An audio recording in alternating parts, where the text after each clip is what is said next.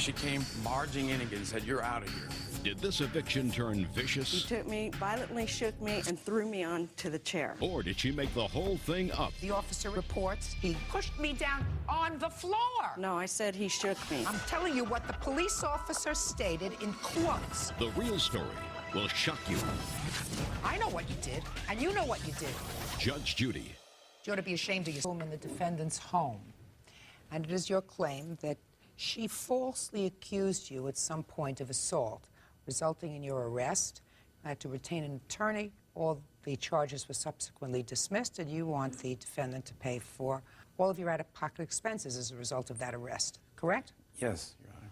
And it is the defendant's position that you did, in fact, assault her, and that your lawsuit is frivolous, correct? Yes. When did you begin your tenancy with the defendant? December 1st of 1999. And when did the altercation happen that resulted in your leaving? February 17th of 2000. So you lived there a very short time, 2 months. Yes, Your Honor. Were there any other tenants in the house? Yes, as a matter of fact, during the month of December, she went through about 3 in the other room, and then there was one that had been there the whole time in the dining room, which had been converted into a bedroom. So how many tenants in total? December, January, and February. There were 3. And what was your rent? Well, she lowered it a couple different times. Started off wanted $500, ended up $400, then she lowered it down to $350 because she wanted me to. She didn't want me to move out. I gave her notice, and she said it was hard to find good roommates, and she kind of desperate. It almost seemed. I gather from the complaint that Ms. Radigan, you were putting new carpet in or having the carpets cleaned in the house. What day was that? That was February the 17th. Tell me what happened on the 17th of February. I was about 7:30 a.m. I was sleeping. I worked nights, and I'd probably been asleep for a couple hours. She came, knocked on the door, said, we're going to have the rooms cleaned today. Could she come in and move stuff out from the middle of the room? And I said, okay. And she started to do that, and she said, you got to get up. And I said, well, my room really doesn't need it. I was kind of waking up, and I said, my room's fine. She said, no, we're doing the whole house. And I said, well, my room doesn't need it. And I was still kind of sleepy. And I said, well, do my room last. I said, it doesn't really need it. And she left. And then she came, a little time later, came barging in again and said, you're out of here. She said, that's it. You have to move out today. John and the boys are coming. They're moving you out. And all your stuff's going to be in the street. And she grabbed my chair and started moving my stuff out. Moving what stuff out? Well, the chair was what she was moving out. She was taking the chair out. Like to demonstrate she was going to take everything out, and by that day, all my stuff would be in the street, and I'm out of there. That's not true. Just a minute, I'm going to give you an opportunity to respond. What happened next? I grabbed my cell phone, I went out to the driveway, and I called the police. At any time, did you put your hands on the defendant? No, Your Honor. When she picked up your chair, did you put your hand on her to stop her? No, she just kind of plowed right on out the front, out my bedroom door, out into the living room. So you went outside and you called the police? Yes. Do you have a police report? Yes. I'd like to see it, please. Now, the police ultimately arrived, is that right? Yes. When they arrived, what happened?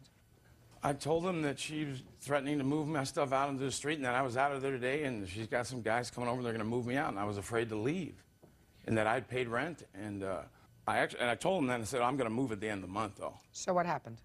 Then they went inside and talked to her. A few minutes later, then they came out and asked me if I had touched her. I said, no. She said, well, she's claiming assault. I said, and they went back in, talked to the roommate. The roommate said he didn't see any. Which roommate? There's one that was right down the hall from me, straight across. Don't tell me what the roommate said unless the roommate's here. Okay. They said there was no assault, nothing happened. They said, leave. Told her to leave me alone, said, leave each other alone. He's leaving at the end of the month, and they left. What happened next? 2 days later, I got at work, deputy sheriff came and had a restraining order, said I couldn't go home. Now I'll hear you. Okay, on February the 15th, I let Jimmy Lee know that I was going to be having the carpets cleaned. And he said, that's fine. And I told him, you'd have to have everything off the floor so that they can just come in and do the carpet. So the day after that, I reminded him that night before he went to work, they are coming, so, have your stuff up. And the next morning, 8 o'clock in the morning, the carpet people were going to be there at 8:30. I went in there, I knocked on his door, and I told him, the carpet people will be here in 30 minutes. And he just started cursing at me telling me that he wasn't getting up and that his carpet is not going to get cleaned. So then what happened is I asked him, I said, the door is still shut. I asked him, is it okay, can I just come in and pick the stuff off the floor? He said, fine. So I went in, I got the chair, desk chair, rolled it out into the hallway right there, already out of his room. He came back in back of me. I didn't even know he got up. He came back in the back of me. He pulled me around by my arm. He took me, violently shook me, and threw me onto the chair. And he proceeded to go ahead and do whatever, you know, hit me or whatever. And my other roommate, his room was right there, and I called out to him, and he came and had to remove him off of me. Is that person here? No, ma'am. Then the police arrived, and you told the police your story. Is that right? Yes, I called the police. Oh, so did he. Mm-hmm. The police arrived, and each of you were told to leave each other alone, and he advised police, who in turn advised you, that he would be moving out at the end of the month. Is that right? No. They didn't tell you that he would be moving out at the end of the month? No, he did not. Did he tell you that he would be moving out at the end of the month? No, he didn't. He didn't. But you certainly wanted him out of the house. Exactly. Real cases, real people. Judge Judy. James Levin says ex-landlord Sherry Radigan owes for having him falsely arrested. James says after an argument, Sherry told police he assaulted her. Several days later, you went back to the police. Is that right? Right. And you went to the police and said, I want to file assault charges against him. I filed a report. You said, I want to file, I've read the report. Okay, You said, yeah. I want to file assault charges against him. Is that right? Yes. And you told the police another version of what happened. You said that the first officer had taken an incomplete version. Correct. And you were very careful this time to go over all of the details precisely. Is that correct? Yes, I was to make very sure distraught. that this officer got all of the facts straight. Yes. Is that right? Yes. And it was clear at that time, that several days later, that you wanted the plaintiff out of the house. Is that right? Yes. Did you make an attempt to go to housing court to have him evicted? No, I didn't. No, you didn't. You went to the police to get a restraining order to put him out of the house. Is that right? Yes. Okay. So let me tell you, Miss Radigan, the first officer that you spoke to reports no injury. Officer said that he spoke to a witness, this is in his police report, who did not see any physical interaction, but did hear arguing. You stated that the plaintiff grabbed her with both hands and pushed her out of the room. No. That, I'm telling you what the police officer stated in quotes that you told him.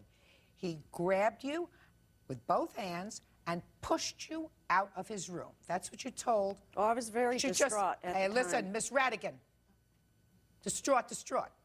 Then, after a few days, when you realize that nothing's going to happen, you go back to the police and insist on filing another report of assault, the same assault that allegedly happened on the 17th. And let me tell you what you told the officer at that time.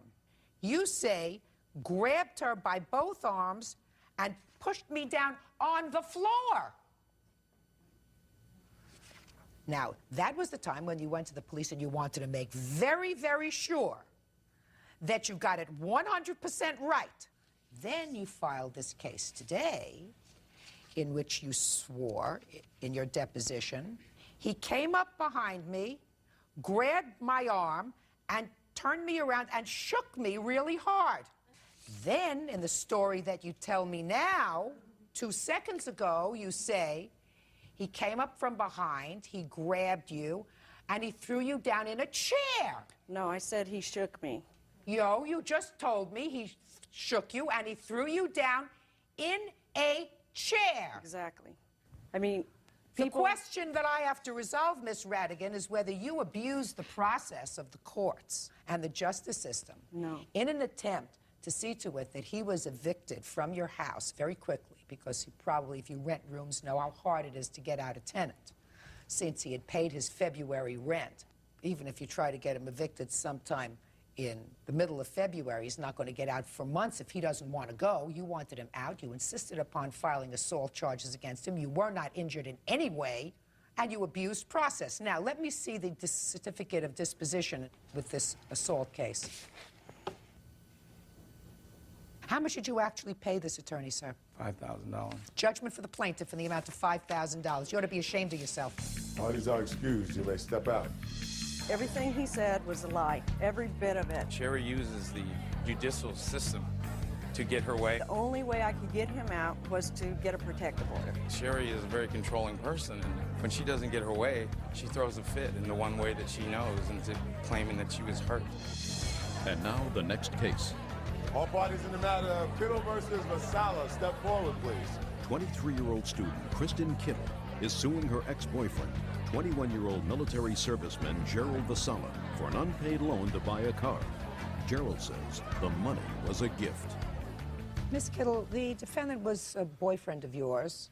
You dated for a while, and then you were foolish enough to loan him some money so that he could purchase a car, according to you.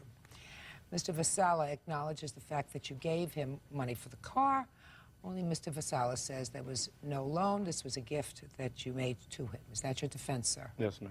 When did he purchase this car? February 10th of 2001. Were you still dating at the time? Yes, we were. Tell me the circumstances surrounding you turning money over to him. We went to a used car sale. Look at me. We went to a used car sale at Qualcomm Stadium. He could only withdraw $350 at that time. According to him, his bank was located in Chicago. He couldn't go to the bank and withdraw the money. I told him I could go to my bank. I had Wells Fargo. I could withdraw the money and loan it to him, and he could pay me back the following day. How much did you take out of your account and give him that day? $1,800. So far, did she give you $1,800? Yes, ma'am. So that's all we want to know. And you have proof of that with a bank withdrawal, I Yes. assume. Can I see it, please? What kind of a car did you purchase? 1987 Oldsmobile Color Supreme. And how much was the total purchase price? I think $21.50 was the total. So the next day comes, he didn't give you back the money. No. So I'll hear you. Well, she did give me the money to purchase a car. Like I said, she gave it to me. It wasn't a loan. I'm freezing up right now. Freezing? This is not a good time to freeze, sir. I know that. Let me see if I can make it easier for you. Okay. You're at this car sale. Right, You see a car that you like. right. When you saw the one that you liked, did you have to negotiate the price with Yes. someone? Yes. Who did you negotiate the price With with? the car salesman. And what was the original purchase price? I think it was, I'm not sure, somewhere in the lower threes. I'm not sure exactly. And you dickered back and forth, and you finally came up with a price? Right. So now he says to you, okay. What's your first name? Gerald. Do they call you Oh, Gerald? Jerry. Okay, Jerry, we got a deal. $21.50. You got me down. You're a great negotiator, Jerry. $21.50. Where's your money? At the bank. At the bank. Right. Okay. So is that what you told the salesman? Yeah, we got in And the then you car. went to the bank Yes. with the plaintiff. Right. And what happened when you got to the bank? I tried taking the money out of the ATM. I wasn't aware there was a limit, so I was only take out $3 or $3.50. Okay, so you get to the bank and you're really surprised, Jerry, that you Right. can only take out $3.50 because you had enough money to cover it, right? Right. Because you wouldn't have bought this car if you'd had, at that moment, if you didn't have enough Correct. money to cover it, Yes. right? So, gee, all I can take out is $3.50. What's your first name? Kristen. Kristen. All I can take out is $3.50. I love this car. So Kristen says, don't worry, I can give you the money. Right? Right. Because I have Wells Fargo. Jerry, are you getting my point? Yes, I get your point. So Kristen, your girlfriend, says, don't worry, I can take out the other $1,800 and you'll give it back to me. Excuse me? You don't want to say anything, do you? No, I haven't. So she takes out the $1,800 and she gives it to you. Yes. When for the first time did Miss Kittle ask you for this money back? After we had broken up. And how much later was that? A few months. I'm not sure exactly how long. Really? Right. No. When did you ask him for the money back? I asked him for the money back when we were together. He said he couldn't pay it all back. He had other debts. He needed to get another job, and he asked for some more time. And I said, you know what, we're together at the time. Well, I'll let give you-" me ask you this question. You're not together now, are you? Oh, no. He said to you he didn't have all the money right then and there. However, old Jerry told you he wanted to go to the bank. Put your papers down, Jerry. Okay. He said, let's go to the bank so I can get out the money. So the next day or a couple of days later, when he said to you, well, I don't have all the money, common sense would suggest you say to him, Jerry, you had the money in the bank when you bought the car because you just said you couldn't get all the money out because they would only give you $350. So you had the money in the bank. Why won't you give it to me? Well, Wouldn't that be part of your conversation with him? well, actually, can I tell you what happened was that... Yeah, I want you to actually tell me what happened. Okay, actually, afterwards, he allegedly said that he got $1,000 stolen from him. He was staying at the military hospital at the time, and he was going home to Chicago. He owed his mom $500. He had other debts to pay, and he didn't have the money to pay me back at the time. So he asked you if you would wait. Yes. And you said? I said, that's fine. I still have a little bit of money in the bank. That's fine. And then shortly thereafter, you broke up. Yes. And when you broke up, you filed a lawsuit against him. Yes. And then he tried to whittle his way back into your good graces. So-so, yes. But so you withdrew the lawsuit at that time. He said he wanted to get a job to make some money. I tried to... So you This is withdrew my the last lawsuit resort. at that time. Yes. Fine. Now, old Jerry, you made some payments on this car Yes. to her. Only When? to try and stop her from coming to court. When? When? I don't know the exact dates. She probably has them. Well, before or after you broke up with her the second time? Before.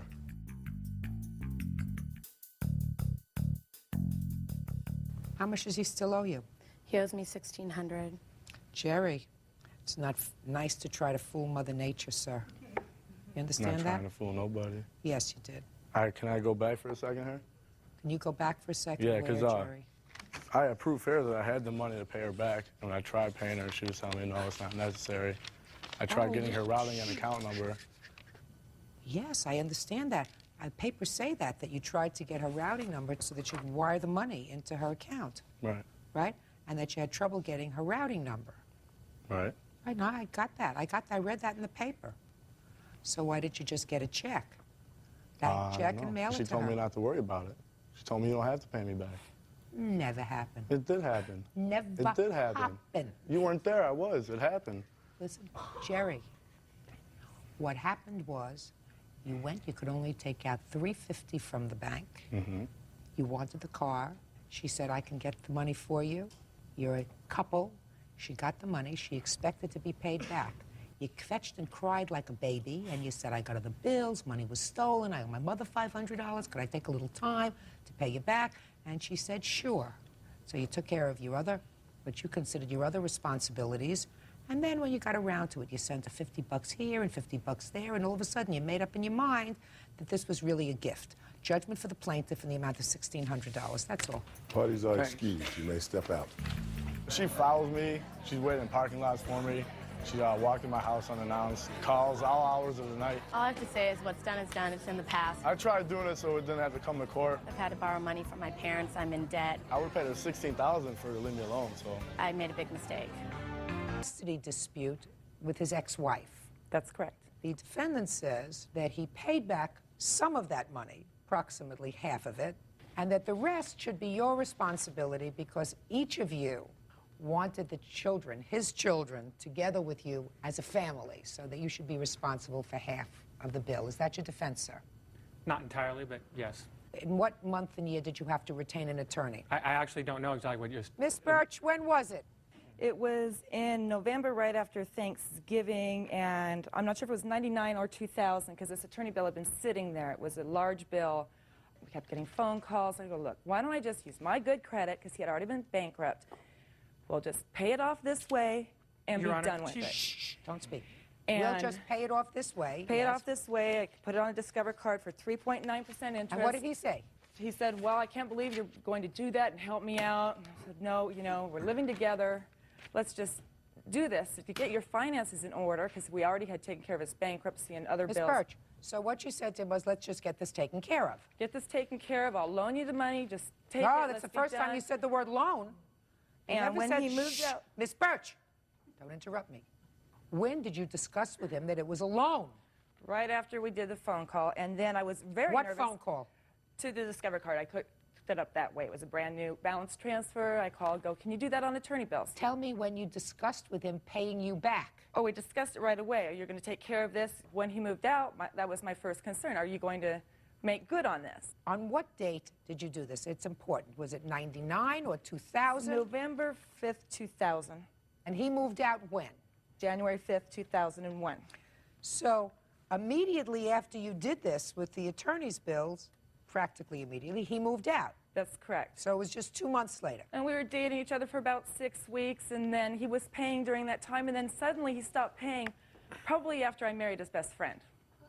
It's possible. Okay. That's I married possible. him April 8th, and May was his last payment. May I see the payments that he made, You please? sure can. Here's where it was put on an attorney bill. Here's a photo of the attorney. Listen. And I here's asked the you for one 200 thing. payments. Miss Birch, listen to me. I asked you for one thing. Don't give me a piece of the yellow pages. What I asked you for was a list of the payments that he made after he moved out. They're highlighted on the top right here. Let me see, please. He would drop off a check, and then he mailed 2 of them. And I took them down to Sears because Sears will take Discover card payments, and since I was paying the 4, interest on it at 6, that time, 8, 10. So he paid $1,000. paid $1,200 payments. So he owes you $950. Correct. Okay, now I'll hear you. I dispute her statement that she says that her and I discussed it, and then she took action putting this on her card. I came home from work one day, and she had put it on her card. Okay? You and were I the did make graduate Listen, payments. Miss Birch, do not speak. You had your turn. If I want an answer, I'll come back to you. Do you understand? Correct, I do. Good. I did make payments. There's also a phone bill for $3.09, and I wanted to make good on that. I don't dispute Good. that. I wasn't even paying attention to that. But that's nice. The attorney fees were directly associated with Ms. Birch. She's alleged to have been abusive to my children. And Were they living with the two of you at the time or just visiting? yes, they were shared custody is what it was. Was your former wife happy about that? No, So she made an allegation that Miss Birch was abusing your children. not necessarily an unsubstantiated allegation, but an allegation, yes. Did she lose the case? Yes, she did. Who has But she custody? lost it on Shh. Who has custody of your children? shared custody. So She you has still primary. have. So she has primary custody of the children. Was that the way it always was? She had primary and you had yes, shared, yes. so that the status quo remained. Yes. And she tried to have that amended in some way. She tried to remove the children away from Beverly's residence on the allegation of abuse. When was that, sir? When was that I have the. initiated? This was. When this was it initiated? Shortly after Thanksgiving Of what 2000 year? Of '99. So it was a long time before you finally separated. Yes, considerably a long time. And the matter had been ultimately resolved, of course, long before you separated. Yes. All I want you to do is talk to me about the discussion that you had, sir, with regard to the attorney bill. Directly after I came home, she told me she put it on her Discover bill. We had discussed it before. I didn't say, yeah, do that, or we didn't What had make you any kind of agreement. There's no. I'm What sorry, my had time's you up. discussed before? She discussed it as an option. That, She doesn't have a discussion alone. right. She has a She discussion discussed it with with you. me as an option to put it on her credit card. And what did you say? Well, then I didn't see any reason why I couldn't just continue making payments to the attorney as I was. And how much were you paying the attorney? As much as I could. Much as I could is not an answer. So you were paying him in dribs and drabs. I wasn't. I was paying him pretty quick. $4,000 is a lot of money. All right, now I see that you made $1,000 worth of payments, sir, that stopped in June of 2001, right? Tell me why you stopped making the payments. Well, one of the reasons why was I received a bill from Beverly. It was seeming kind of petty in some of the other small areas of dollars. And then it's like, well, why am I paying all this? If it was not for her, I probably wouldn't have even had to go to court in the first place. That's I what quit you paying. said. Just a second. That's what you said to yourself. Pretty you much, said yeah. self. I said, if it wasn't for the fact that I was living with Beverly, I wouldn't have had this problem with my ex-wife in the first place. So she should really be responsible for half the bill. That's No. what you said to yourself. No, I just want to know. That's I what you was just talking told to me. myself, I agree to that, but her actions helped initiate this case against me, therefore necessitating the need for an attorney. She would have, as a matter of court record, that children were removed from her house as a result of abuse. Mr. Bartline, you know, if I had my children in somebody else's house and I believed that that other person abused them, I would take my children and flee. Your argument suggests to me, and the timing of this suggests to me, that there was an allegation by your ex-wife that you could not believe was true because you continued to live with the plaintiff, continued to live with her, with your children ultimately coming back to visit with you. How could you do that as a parent? How could you do that as a responsible parent? I did not I'm make... speaking, Mr. Bartline. If you actually believed that the plaintiff did anything to harm your children. Think very carefully about how you answer that, Mr. Bartline. Real cases, real people. Judge Judy. Beverly Hansett Birch says ex-fiancé Bruce Bartline owes for an unpaid loan for attorney's fees. Bruce says Beverly is partly responsible for that bill. Go ahead. I did not make the allocation of abuse. I understand that. You're not following what I'm saying, sir. What you suggested to me is it's her fault that you had to deal with this attorney anyway, because your suggestion is that she was, in fact, abusing your children in some way. And if a parent permits that to continue, they shouldn't have any sort of visitation with their children, past, present, or future. So this fantasy in your mind that she did, in fact, abuse your children, which resulted in all of your fears and woes and all of your attorney's bills, is a crock of crap. Because if it wasn't, then you're a bad father. You don't want me to think you're a bad father, do Your you? Honor, I'm not a bad father. Good. And no, I Judgment did for the not plaintiff watch... in the amount of $950. Pay her the rest of the money you owe her. That's all. Thank Parties you. are excused. You may step out. I didn't know when they got married or whatever. I can't believe he didn't know that I had married his best friend. I wish them the best of luck, okay? And now the next case. All parties in the matter of Anderson versus Magana, step forward, please. 48-year-old salesperson Amy Anderson is suing her brother, 48-year-old postal worker Lee Magana, for the return of their late mother's belongings. Mrs. Anderson, the defendant is your brother. Yes, ma'am. And according to your complaint, the defendant either stole, destroyed, gave away property that belonged to your mother. Correct. That was supposed to be shared with all the siblings after she passed away. So you're suing him. Yes. You lived with your mother for about 20 years. Correct. How old was she when she passed away? 75. Had she been in good health? Up until the last 3 years when she was diagnosed with cancer. How many siblings do you have, sir? 7, 8, counting me. And was your mother at home during the last 3 years of her illness? Yes, she was. Who took care of her? I did. Me and my nephew, Lee Michael. And what about the plaintiff? How often did she come and take care of your mother? They would visit. They didn't take care How of her. often? She probably came about once, maybe twice a Twice week. a month, because I live in Camarillo, and it was. And how far a trip is it? It's not far, but you know, I'm a married woman. I go to work, come home, I live with my husband's mother, who has Alzheimer's, and I also was taking care of her, which still am, and had a nurse there. So I was dealing Your with mother-in-law? my mother-in-law.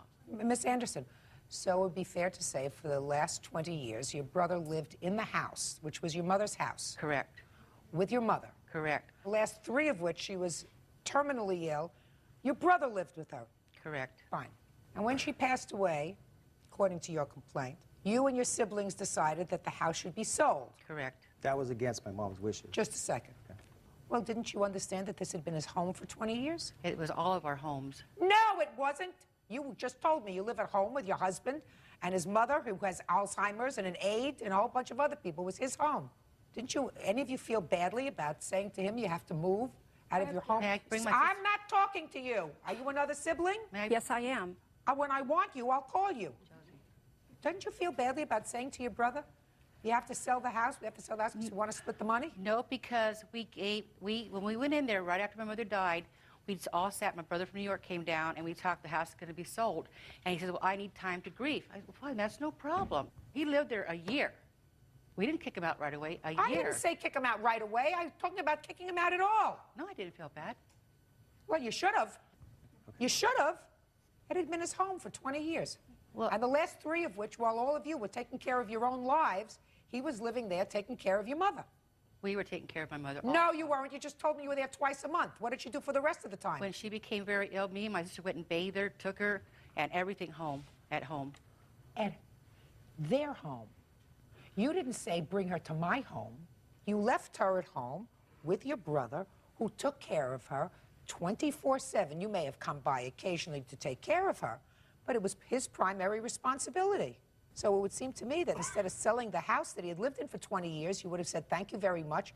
We were all very busy, including my brother in New York, and we couldn't take care of Mommy. You did. You want to stay in the house, stay in it for as long as you like. But instead, you decided to sell it. So you and your siblings decided to take him to court, right? Correct. And you got a forced sell order. And now what you're suing him for is because you say when you went there after the house was sold, you went in and you found a lot of things missing. He took everything in the house, gone. Everything he couldn't take, he destroyed. He destroyed my mother's whole backyard, her flower plants, damaged the stove. He did cut wires. I have pictures and everything of this. I'll take a look at the pictures. And I'll take a look at the pictures. this is this damage he did.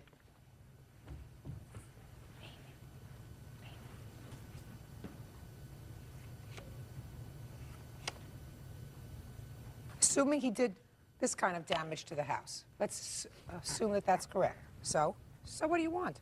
I mean, I have a list of all what I want. Well, let me take a look at it It's now. not much. And Let me take a look may at I it. also bring my It's $5,000. defendants up to here, my sister, my witness, For what? to speak? You know, I don't want the money. I just want the petty little, it was to remember my mother from my brothers and sisters. You say you want the following thing. All of your mother's pots and pans and bakeware. Yeah.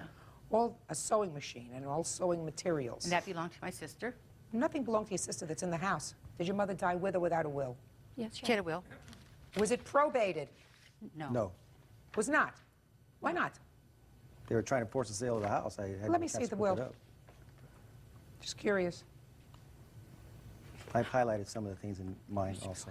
Let me just take a look at this. Well, the first thing that your mother says in her will is that she gives the house to you and to your brother, and if it's decided that it's to be sold, then all the children share in it. Correct. Well, he didn't want to sell it. So how did it come about that you had forced a sale? That was against your mother's wishes. Majority vote. That was against, just a second, that was against your mother's wishes. This says that your mother wanted you and your brother to have the house only if you all decided that you didn't want the house anymore, was it to be sold. So why did you go against your mother's wishes? It also says that, I think They were on the deed, Your Honor. Can I explain how they were put on the deed? And they forced the sale on it because they were all put on the deed. Is that what happened? Yes. When were they all put on the deed? And my father passed away in 1982.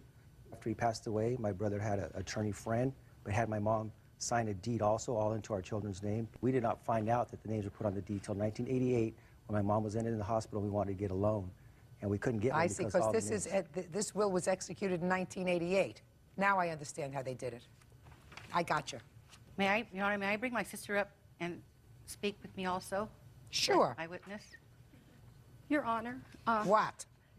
my brother did not live with my mother the full 20 years. He got married, moved out of the house, and then when they decided that they couldn't pay their bills, they moved back with Mom. Lee has never paid my mom's bills. My mother paid her That's own. not I true. didn't ask him about But paying let bills. me tell you, then I didn't he- ask about paying bills. But how can you... Anyway, Lee now has a relationship. During my mother's sickness, he had a relationship with his new girlfriend, and he would spend part of the time there. And as far as that true, Your deed being signed, that my mother asked my brother Ponto, that lives in New York, and myself to take her and have all our names put on the will. And I says, Mom, are you sure? Listen to me, madam. If that was done in 1982, then there was something wrong with your mother in 1988, because in 1988, she treated this property as if it was hers in her will. If you knew my mother, you'd know I that don't have to know your mother. I'm My listening to brother your wrote that scenario. will. My brother Listen wrote to that me. will. If your brother wrote this will, he would have left the house to himself. Instead, he left the house to you and him, to the two of you. If you are suggesting that he wanted to have a criminal intent to try to deprive you of property, he would have deeded the house just to himself No, I after your mother understand that. died. He was. So, I baloney. understand that. Baloney. Listen, I just looked at this will. It doesn't say that you're entitled to any of these things. I think that you people behaved very badly. How much did you sell it for? We each got 205. $205,000. So each one of you got how much? 23,000. 23? So you're not talking about a change of lifestyle money. No, no. Well, if that's true, and if your brother wanted to live there, and he had lived there, let us say, during the past 3 years, and I don't know what kind of a good son he was or a bad son, but it would seem to me if you two ladies thought that your mother was being neglected by your brother, you would have taken your mother out of her house and brought her No, to he your wasn't. house. I never said that. Fine, so if he wasn't neglecting her, then he was taking care of her. And if he was taking care of her, all the siblings should have waited a little bit, especially since it was your mother's intention that he remain there for as long as he wanted to. You could have remained there for as long as you wouldn't let us wanted in. to. He wouldn't let us in. You didn't want to live there. No, I didn't, but I have They have their own You lives. didn't want to live there. Correct. You've got a Correct. husband and Correct. a mother-in-law that you take care of. You didn't want to live there. So because you didn't want to live there, you threw him out. As far as I'm concerned, that was the wrong thing to do. And if you're asking me then to invoke this court's equity power about seeing that you get some things that belong to your mother because everybody behaved right, I don't intend to do it. You sold the house, enjoy it. You got $23,000. That's all you're going to get. Goodbye. Parties are excused. You may step out. That's okay. Judge Judy I think it is all about money and stuff. If they wanted something, all they had to do was ask me. He knows the truth, and he knows that what went on in there wasn't the truth. What they did was wrong. He took advantage of my mother. He not only robbed her monetarily, he robbed her soul. My mom's wishes were never carried out. I'd like my brother to grow up. I tried my best to do what she wanted, but I couldn't do it. Judge, you may be seated. Ladies, have seats, please. Miss Mason, how old are you? I'm 39 years old. You have children? 3, How old are they? 12, 13, and 15. What do you do for a living? I'm an advertising representative. According to your complaint, in 2001, you loaned Mr. Campbell, who you were dating, $4,000 to put down as a down payment on a truck. Yes, I did. Mr. Campbell didn't have a Now, vehicle listen to that... me. I didn't ask you a question yet. I'm sorry. And the understanding was that if you loaned him the down payment, he would take care of the rest of the payments, and he would pay you back this $4,000. Mr. Campbell's defense to this action is that it was a gift. Is that right, sir? That's right, ma'am. Okay. So let's do the facts that we know. She put down $4,000 on a truck that was purchased in your name. Is that right? That's right. And you took out a car loan for the rest. That's right. Now I want you to convince me that this was a gift. Yes, ma'am. I'm ready. Well, I was perfectly happy with the vehicle that I had. She told me that she would like for me to have a nicer truck, and she did not like my truck being parked in front of her house because it was a ranch truck. There was nothing wrong with it. It was an older truck, but I was perfectly fine with it, and it was in good shape. And one day she come home and she said, I got an advance on my check. Let's go look for a truck. So we went and looked for a truck. Okay, so she said to you, I want to go look for a truck. And what did you say to her? I said, that's fine. So we went and looked. And it just happened to be that day we found one.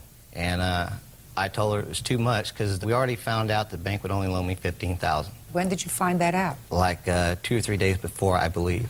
Well, what were you even checking into that for, sir, if you didn't want a new truck? Because she had mentioned it prior to this. What do you mean she had mentioned it prior to this?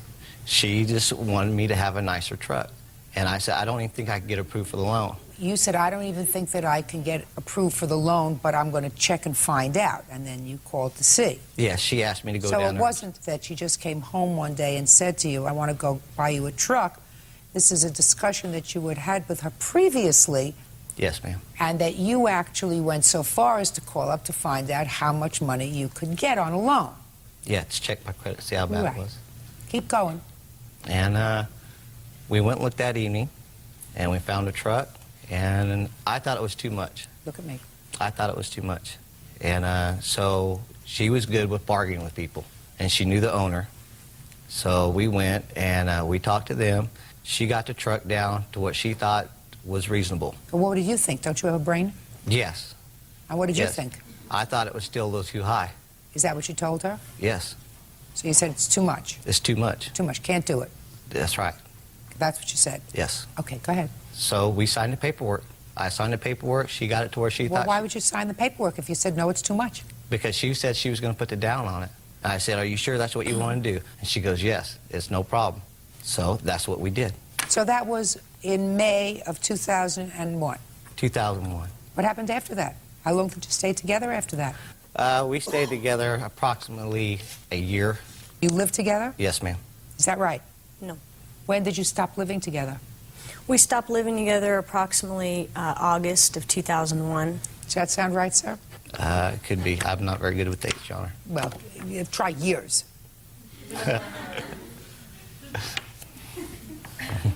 I'm sorry. Don't get sorry. Try to get intelligent. May 2001 is when you bought the truck. Yes. How much after that did you and the plaintiff separate? Well, we separated a few times in between. We were off and on, off and on, off and on. When was the last time that you actually lived together, I assume in her home? It had been last year in, I'd say, June. Is that right? No, ma'am. Has he stayed in your house since August of 2001? He came and stayed at my house in December of 2001 for about 4 days. Why? I felt sorry for him because his dad had kicked him out. Is he a drinker? No. Does he use drugs? No. Why did his dad kick him out? They live in an old trailer in I don't care if they live in an Wasco, old trailer. and What? they just always got in fights and arguments. Yeah. And he came and stayed at my house, and I said, I'm sorry, I can't have you here. I was only going to let him stay for a couple days. And You know, it there looked was some like he other getting trouble very with him, too, was there not, Miss Mason, that you seem to allude to in your complaint, people looking for him for money? Yes. When was that? It was in September of 2001. The first case was he owed some money for a horse, and I had given him the money already. It was a horse for my daughter, and I wasn't aware that he hadn't paid the man. And he came in my house hostile, and I said, I'm sorry, I don't know where Jeff is at. And I own a 30-foot camping trailer at Aljo with 2 pop-outs, and the guy did not believe me that it was mine. And so I had to literally pull out my paperwork of the lease and show it to him that it was not Jeff's, because he wanted to put a lien against it. Then we had a girl come to the door. She threatened to tear my vehicle apart and repossess anything that I had, because he told her it was his home, his vehicles, and he felt sorry for me and my children, so he was letting us stay there. And that's how he got people to let him live in their homes. You mean, and after this, you let him come back to your house in December? Why? I felt sorry for him. He already left you holding the bag for $4,000. Why would you feel sorry for him? I'm just a nice person. Who are you?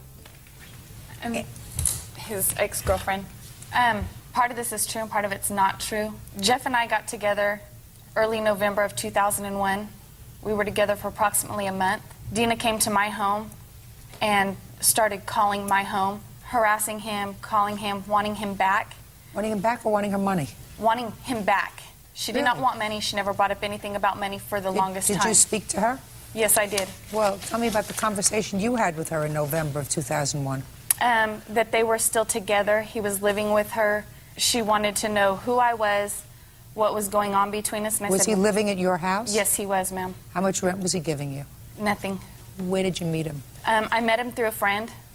We knew quite a few people that were mutual friends. What do you do for a living? I'm a cashier. What does he do for a living? He's works in the oil fields. Doing what? Tearing down the big pumping units. How often does he do that? Well, Monday through Friday. Then what does he do with his money? He spends it. On what? Dirt bikes. What else? Clothing, dirt bikes. We eat out. What else? That's about it. Really? I doubt that. I have a good nose for that. Somebody who works construction makes a lot of money, and unless he's supporting a whole gaggle of children, there are only a few things that you get addicted to that prevent you from providing for your own sustenance, like rent and food and clothing and cars and other things. One of them's gambling. I assume he's not a gambler, is that right? No. And then there are a couple of other things that you can become addicted to that also take a lot of money. Ma'am, his dirt bike takes a lot of money. How much did he pay for the dirt bike? I don't know how much he paid for the dirt bike. He had it before we got together. When you say it takes a lot of money, how much is a lot of money? Well, he's quite frequent with blowing them up, and he spent, I know, of at least $1,000 or more at a time rebuilding it. What do you mean he blows them up? What does that mean? He rides them hard and blows the motors up. Do you have children? Yes, I do. How many children do you have? I have 2. How old are they? 9 and 4. Why would you want them around somebody who has a fried brain? Because I don't believe that he has a fried brain. He does. He does. He's an amoral person who has a fried brain because he's over 25 years old. He sucks off women. vulnerable women with children who are really trying to, they're living from hand to mouth because it doesn't look to me as if you're a trust fund child, right? So he's sucking off you. He sucked off her. Whenever he gets some money, he blows it on things for himself, and then he doesn't treat those things with any kind of respect. According to you, he'll spend $1,000 on a dirt bike, and he rides it hard and blows up the motor. Well, that's something that somebody might do if they were 15, but not somebody who's in their mid-30s, unless they get women to take care of them and support them. Then he can take all the money he gets from his construction and oil stuff and do with it whatever he wants. Whatever toys he wants to play with, and whatever things that he needs to make him feel good. So if you want to expose your children to a person with that kind of character, that's your problem. That doesn't make you very smart. Do you understand? Yes. She wasn't very smart. She got snookered for $4,000. But you're not going to get it back because you got snookered for it. You gave it to him. You didn't loan him this money. He said he wanted it, and you said, I'm going to give it to you. You want to know how I know that? Because if in December of 2001, somebody who had snookered me out of $4,000 and made a fool out of me came to my house and said, I need a place to stay, I would have called the police and said, I have somebody trying to get into my house. Get him away from here. Ma'am. That's why. Yes. On that, as far as that goes, Dina called my cell phone and begged him to come back to her. He was living with me at the time. Listen, my dear, I've been around a little longer than you have. My eyesight isn't so good. I look at him, and I see nothing that I would wipe my feet on. Do you understand? Yes. So the fact that the two of you seem to be enthralled with him, maybe he has some hidden attribute that certainly I don't see, You want him, that's your business. There was no loan. You bought him a truck. Get over it. Your case is dismissed. Thanks, Val. Parties are excused. You may step out. He was hoping he wouldn't have to put it down. She just thought she had to have a nicer vehicle in front of her house. Well, she had one for a while. Now she don't. He said he would give it back to me in a couple days.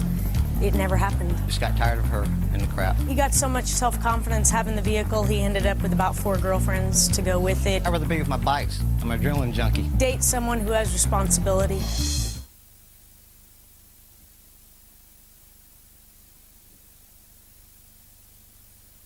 And now the next case. All parties in the matter of Cleary versus Gray, step forward, please. Homemaker Sandy Cleary and her son, 5-year-old Nicholas, are suing their neighbor, accounts receivable clerk Cynthia Gray. Sandy claims Cynthia's dog bit Nicholas in the face. Miss Cleary, this is your little boy? Yes. What's your name? Nicholas. Nicholas, why don't you come up here? You're going to sit right up here next to me.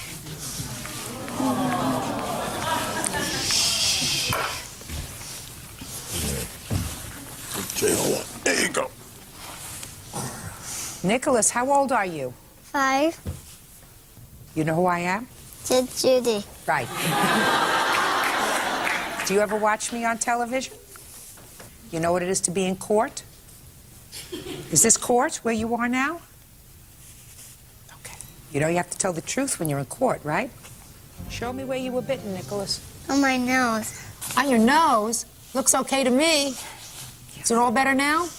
It's all better? Good. Miss Cleary, you and the defendant are neighbors, and according to your complaint, one of her dogs bit your son. Correct. You want her to pay you $5,000 for whatever. Pain, suffering, a whole bunch of other things. How far away do you live from Mrs. Gray? We have an apartment complex that we live in, and there's a home dividing Cindy's home to our apartment complex. She lives in a private house? Correct. With a yard? Correct. With a fenced yard? Yes. How high is the fence? It's probably about Nicholas's height, maybe a little bit taller. And what kind of dogs does she have? She has a medium-sized dog, mixed breed, and a little Chihuahua-sized dog. Okay, and her dogs are behind the fence? Correct. Always behind the fence, unless she's walking them. Well, not so correct on that one. Sometimes the dogs are free to either get out with the children also in the neighborhood to go in. No, the children don't go in, I assume, unless their parents are with them. Well, Cindy has also a young son, and my children, as well as other neighborhood children, have been able to go into the backyard to see if he's there to play. Okay. versus the front Now- door, actually. No, but you wouldn't allow your 5-year-old to go there. No, Of no. course not. So on what date was Nicholas bitten? September 10th. And where were you? I was in the front yard of our apartment complex. And who was with Nicholas? His little friend, Lily. How old is Lily? She's the same age. So you have two 5-year-olds. And you were watching them? Yes. Well, tell me what happened. Well, what happened was Nicholas and Lily both had asked if they could go see Nina and Riley. Nina and Riley are the two dogs? The two dogs, correct. Yes. And I said that would be okay, but it didn't look as if anybody was home and to please not go into the fence, as children always do. And he said, okay. And the last I knew, he went to go and see the dogs and then started screaming. Just a minute. When he and Lily, also age 5, went over to the defendant's home, could you see your son? No, Your Honor, I could not. Why not? Because, I mean, it's very close quarters. Her driveway goes back a little further than where ours does. Yes. It happened very quickly. My older son had also gone over there with them. Where's your older son? He's not here today.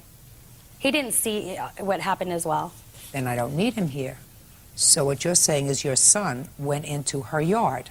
Yes. The gate has never been a real well-shutting gate. That's not the issue, whether it's shut well or not. Ms. Cleary, you are the parent. Correct. You have a responsibility. You have a 5-year-old child. Your 5-year-old child should not be out of your sight when playing out in the street. And if your 5-year-old child comes to you and says, I want to go and play with the two dogs, and you believe, as you said, that the defendant is not home or that nobody is home, you get off your duff and you get up and you say, you want to go and see the dogs, I will go with you. Madam, this is your fault. This is not the defendant's fault. She has two dogs. Her dogs are behind a fence, well protected.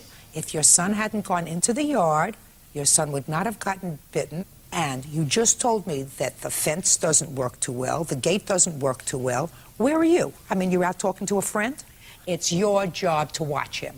And if you were negligent in taking care of your own son, don't blame anybody else. Your Honor, I am not blaming anybody else. It happened so quickly. I instructed him that he could only pet the dogs over the fence, as he always does. That children and him, they always pet the dogs. So where was he when it happened? The gate had opened. He went inside. Then you weren't close enough, Miss Cleary. I disagree, Your Honor, but... Well, that's your prerogative to disagree. I'm telling you, it's your fault. It's not her fault. Your son went into her property, and you were outside, and it's your responsibility to take care of your child.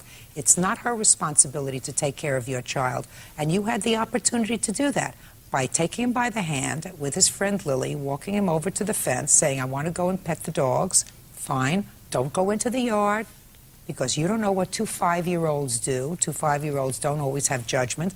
And this is a situation where you're looking to blame somebody else for your negligence, malfeasance, lack of proper parenting, and you're not going to do that here. Your case is dismissed. You were wonderful, Nicholas. Goodbye. All these are excused. You may step out. She needs to learn her parenting much better. It was simply an accident. I think Nicholas is really sweet, but I don't think it was my dogs. Actually, this woman had no concern for my son. I'd ask many times to keep him home when I wasn't home. This woman has harassed my family and I numerous times. She came down screaming and yelling the night of the 10th. Actually, you I can't asked really if the dog speak was to her. You have vaccinated. to scream and yell. She came out basically very defensive, saying his blood was on her side of the property. She went off with her little friend screaming and yelling that they're going to effing sue you, effing this, effing that, just like every day goes.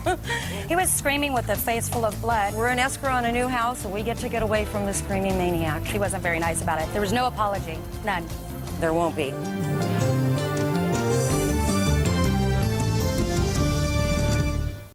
Was it a joyride? How did they start the car? I guess they jimmied it. I didn't steal it, Your Honor. Or was this young girl taken hostage? He got into the passenger seat. He said, go real fast, just drive. You're lucky you weren't killed. Who's at fault, the driver or the mystery passenger? He took both of his hands and pressed my knee down. Oh, is that the story you gave your mother? Yes, Your Honor. You think your mother believed you? I don't. Judge Judy. Not.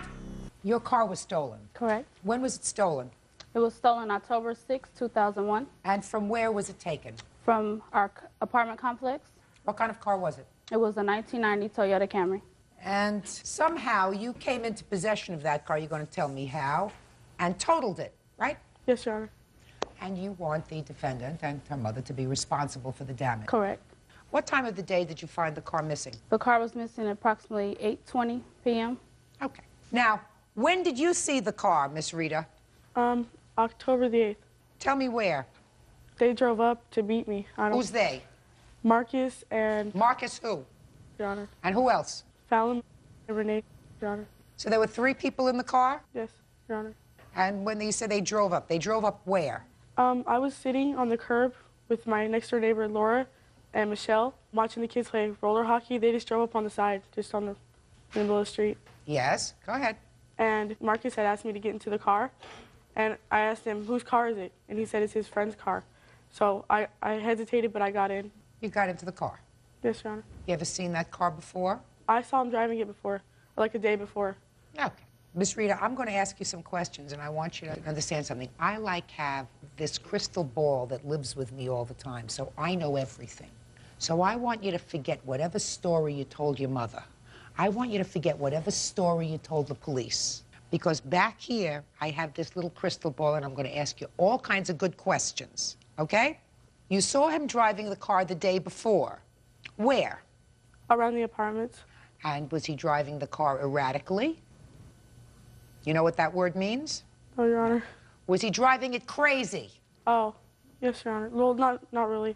He was just driving fast. Yeah? Just around the apartments.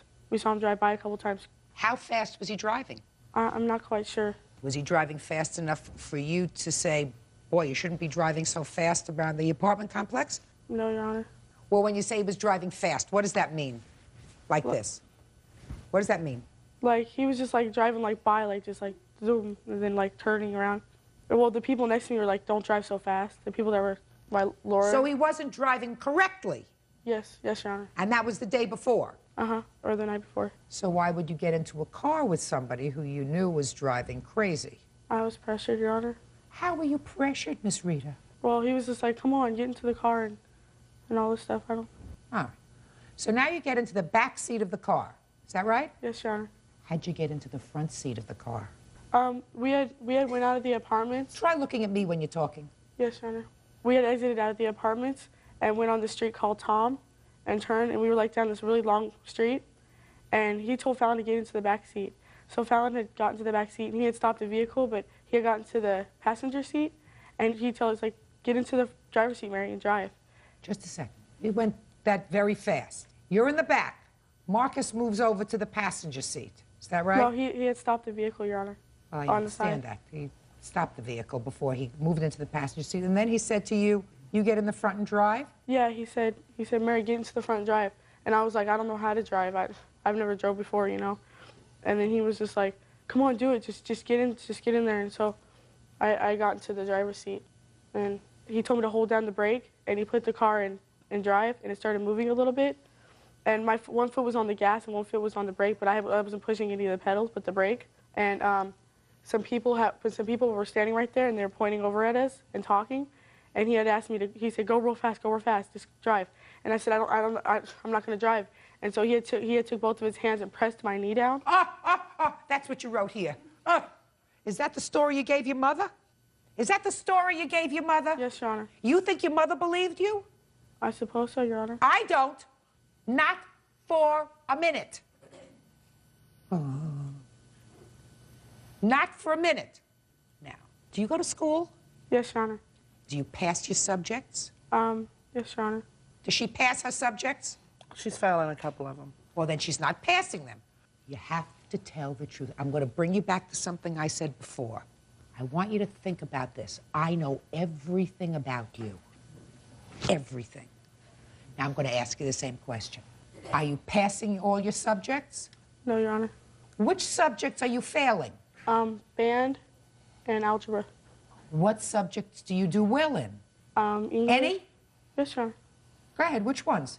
English, and I do well in PE and health.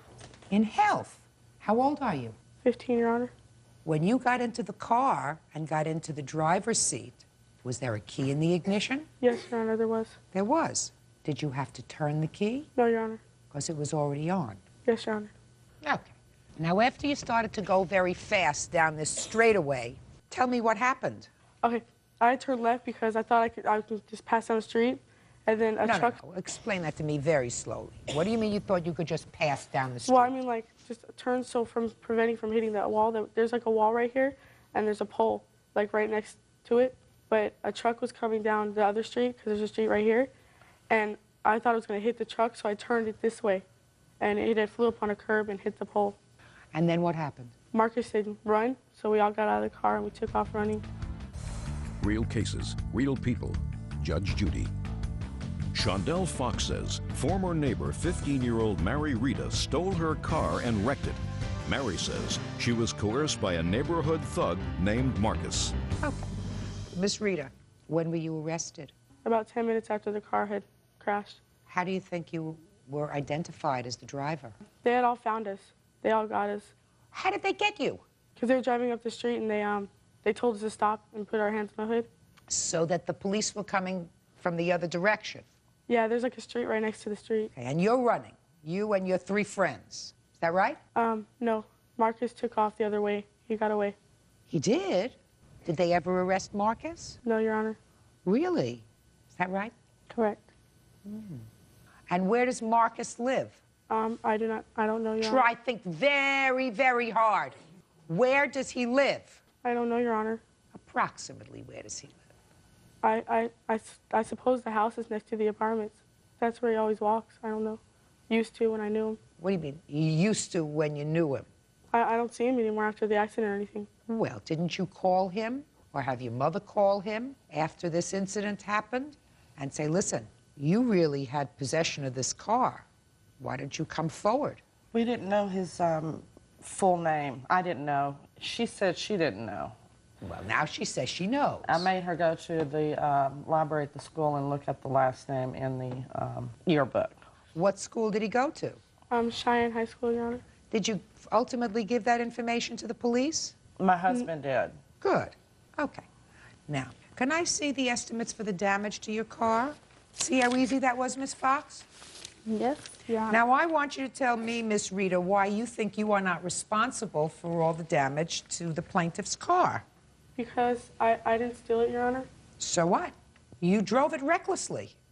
Yes. You drove it recklessly, and you want me to tell you, Miss Rita, you told your mother that the reason you had the accident was because Marcus took his hands and pushed it against your knee, forcing you to press onto the gas, which caused the accident. Is that right? That's what you told your mother. That's what you just told me. Yes, Your Honor.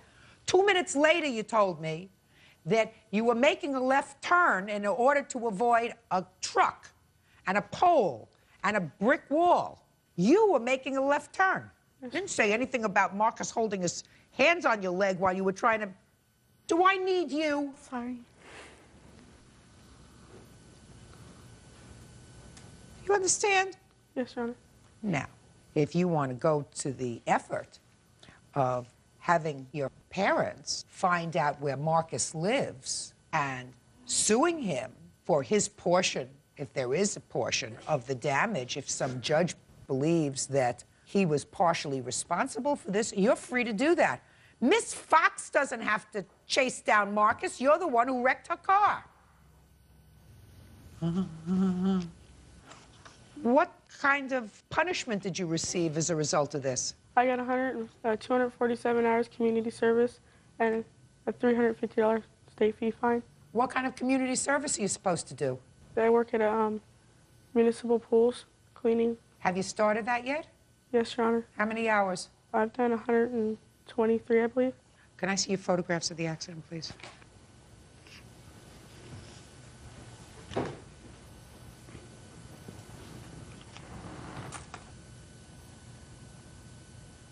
You're lucky you weren't killed.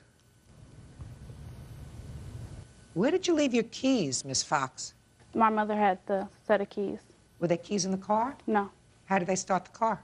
I guess they jimmied it, or with one of the tools that were left in the car. So there was no key in the car? No.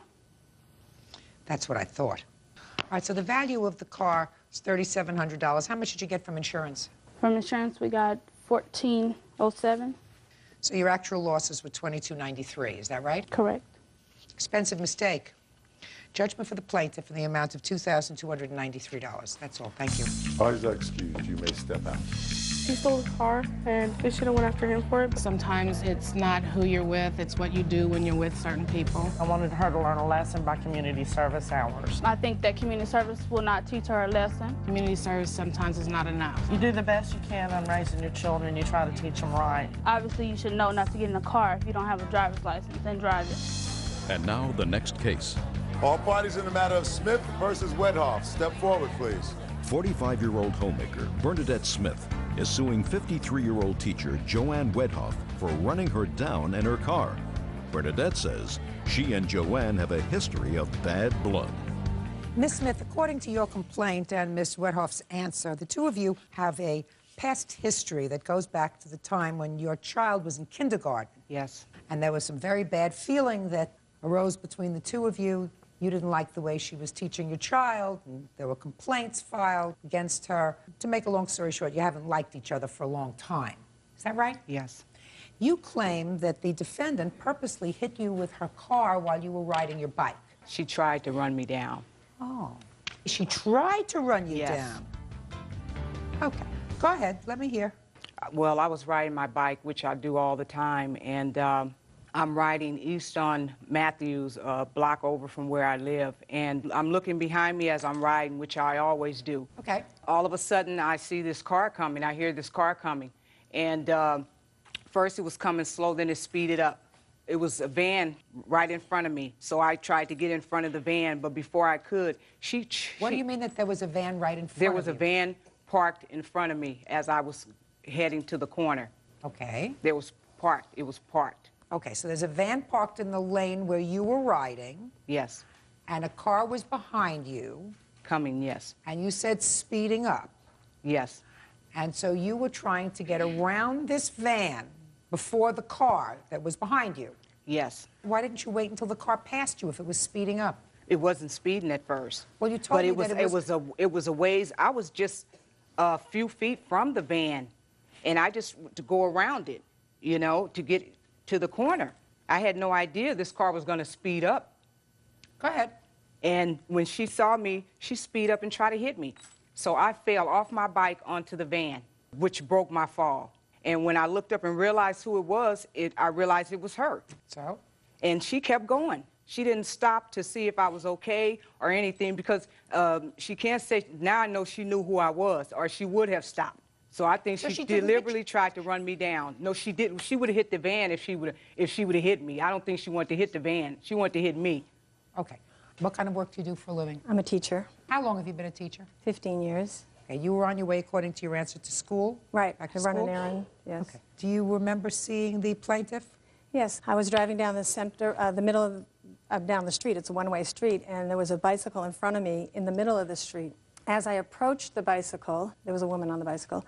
She moved over to the left, and as I got right abreast of the bicycle, I realized it was Bernadette Smith, and I just started driving, and she screamed at me, and she kind of wobbled a little, and I just kept driving straight, and I got to the stop sign, and I looked in my rearview mirror, and I didn't see her on the floor, ground, anything. She's still on the bike. So I turned left and went right to my school, which is a block and a half away, and immediately went in to the principal to tell her what happened. Because there was a restraining order against Miss Smith, there's been a lot of trouble, and the principal... In your favor? In my favor. In your favor? Yes. Go ahead. The principal moved my parking space so my car would be in clear view of the office at all times. See, now she claimed she didn't even know who I was. This is what she put in her police report, that she didn't even know who I was. She saw a person. Then now she's saying she knew it was me. Yeah, you knew it was me after you tried to hit me. Ms. Smith, she said she saw a woman riding a bike in front of her. She didn't realize it was you until she knew. Yes, she did know it was me. Well, She how had do I know seen me that? before. She's seen me before riding my bike in the neighborhood, because I ran into her one day specifically when she was walking her class up the street on foot. Can And I ask you- can I I ask seen you a her, but question? she knew, so she knew it was me. Can I ask you a question? I don't know whether she knew it was you or not. She'd have to be some nut to try to run you down. That would be ridiculous. Why is there a restraining order against you in favor Well, at of the time, defendant? they said I was a troublemaker because I was trying to find out why she was letting so many things go on that was concerning my daughter in her class and never did anything about it. How long ago was your daughter? My daughter's now 17 years old. Your daughter is 17, so Yes. she hasn't been in the defendant's class for how Yes. many years? She was in her kindergarten class, so it's been a while. A while? How about 11 years? Yes. What I want to know is if there's a restraining order now. No, there is not a restraining order now. Oh, there She's is not. talking about a restraining order back then when she lied to get a Just a restraining second. order. So that there is no restraining order in effect now? No, not that Not I for the know last of. 10 years? No, exactly. No, it was in 96 it ended. In 96? May I see it, please? Oops, sorry. 96. Everything in there was she lied about. Just a minute. All lied about, so they wouldn't have to deal with the problems. Because I have the restraining order here too, if you want to see it. This is the one, the last one that I know of, and everything in here is a lie. Okay. Now, was the defendant granted a restraining order against you? Yes. And that was well after the time that your daughter left the school. I was still trying to handle the problems that was going on. My daughter went to school up until she was in the 6th grade there, so I still had to look at her and see her every day. She still caused problems for my daughter and I every day. I had to take my daughter out of the school district, period, because of the problems that they caused. She would make my daughter feel like an outcast in class. Miss Smith, Miss Smith, you're talking about 11 or 12 years ago. I'm not interested. All I'm interested in, as recently as 6 years ago, the courts granted her a restraining order against you. So there has to come a time when you get over whatever sense that you had that your daughter wasn't treated fairly by the defendant, who was her kindergarten teacher. So you have to get over it. I find that there is absolutely no evidence that she attempted to write. I have gotten over Quiet. that. By the way, before I rule on this case, let me look quickly. Let me see your hospital records. I didn't go to the hospital, and I never told anybody that I went to the hospital. Just answer my question, madam. So you have no hospital records? No, I don't. Can I see your doctor's report? I don't have a doctor's report because I didn't get hurt. I fell. The band broke my fall. Oh, good. So we weren't hurt. Yeah, but she so what are tried you to doing run here? me down. She did not. Goodbye. Case dismissed. Parties are excused. You may step out. Well, I hope this puts an end to a long grudge that this woman has had against me. I don't have anything to say. She started threatening me that she was going to get me. She was going to... Was actually entitled to. The impounded funds shall be released to Jean Stenger. That's you. That's right. So you will be getting that money. At least the $600, yes. Okay. Now, is there any discrepancy in what your mother-in-law has indicated to the story that you would tell me? Yes, absolutely, Judge. Let me hear. I did correspond with Jean on taking some family intervention with my daughter. When Jean volunteered to take Tasha, there was no monies per se as an amount to keep her. I did tell Jean, providing that I did receive her father's child support, that I would indeed turn that over to her. Jean is correct on stating that the child support was impounded on February 2nd. Due to the child support being impounded, it froze my other daughter's child support also. I have another daughter. So while both child supports was impounded, I had to write a letter, as Ms. Stenger said, to get the child support released. For your other daughter? For my other daughter. Tasha's child support was indeed impounded. Okay. And I could not turn over the monies to Ms. Stenger. Do you work? Yes, ma'am. What kind of work do you do? I work at Sears and I'm at shipping. How much money do you get for your other child for child support? I receive $44.12 per week per child. And how much do you earn? I bring home about $700 every 2 weeks. But in January, I fell on my back. I was off work for 14 weeks, and I received 50% of my pay. I was bringing home $250 every 2 weeks. Okay.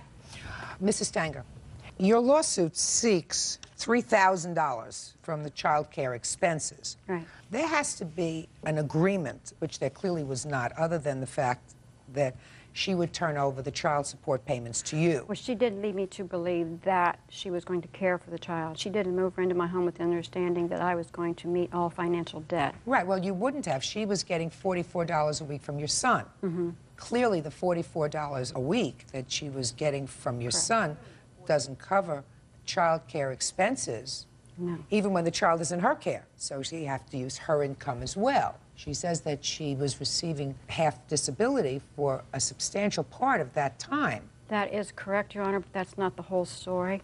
According to all of these, this is the police reports that took place within their home. She was couldn't go back to work, according to the police reports, because she had to go to drug rehab. That is a lie. Real cases, real people. Judge Judy. Jean Stenger says ex-daughter-in-law Deborah Stenger owes for child support costs when her granddaughter lived with her. Deborah says she gave Jean all of her child support money.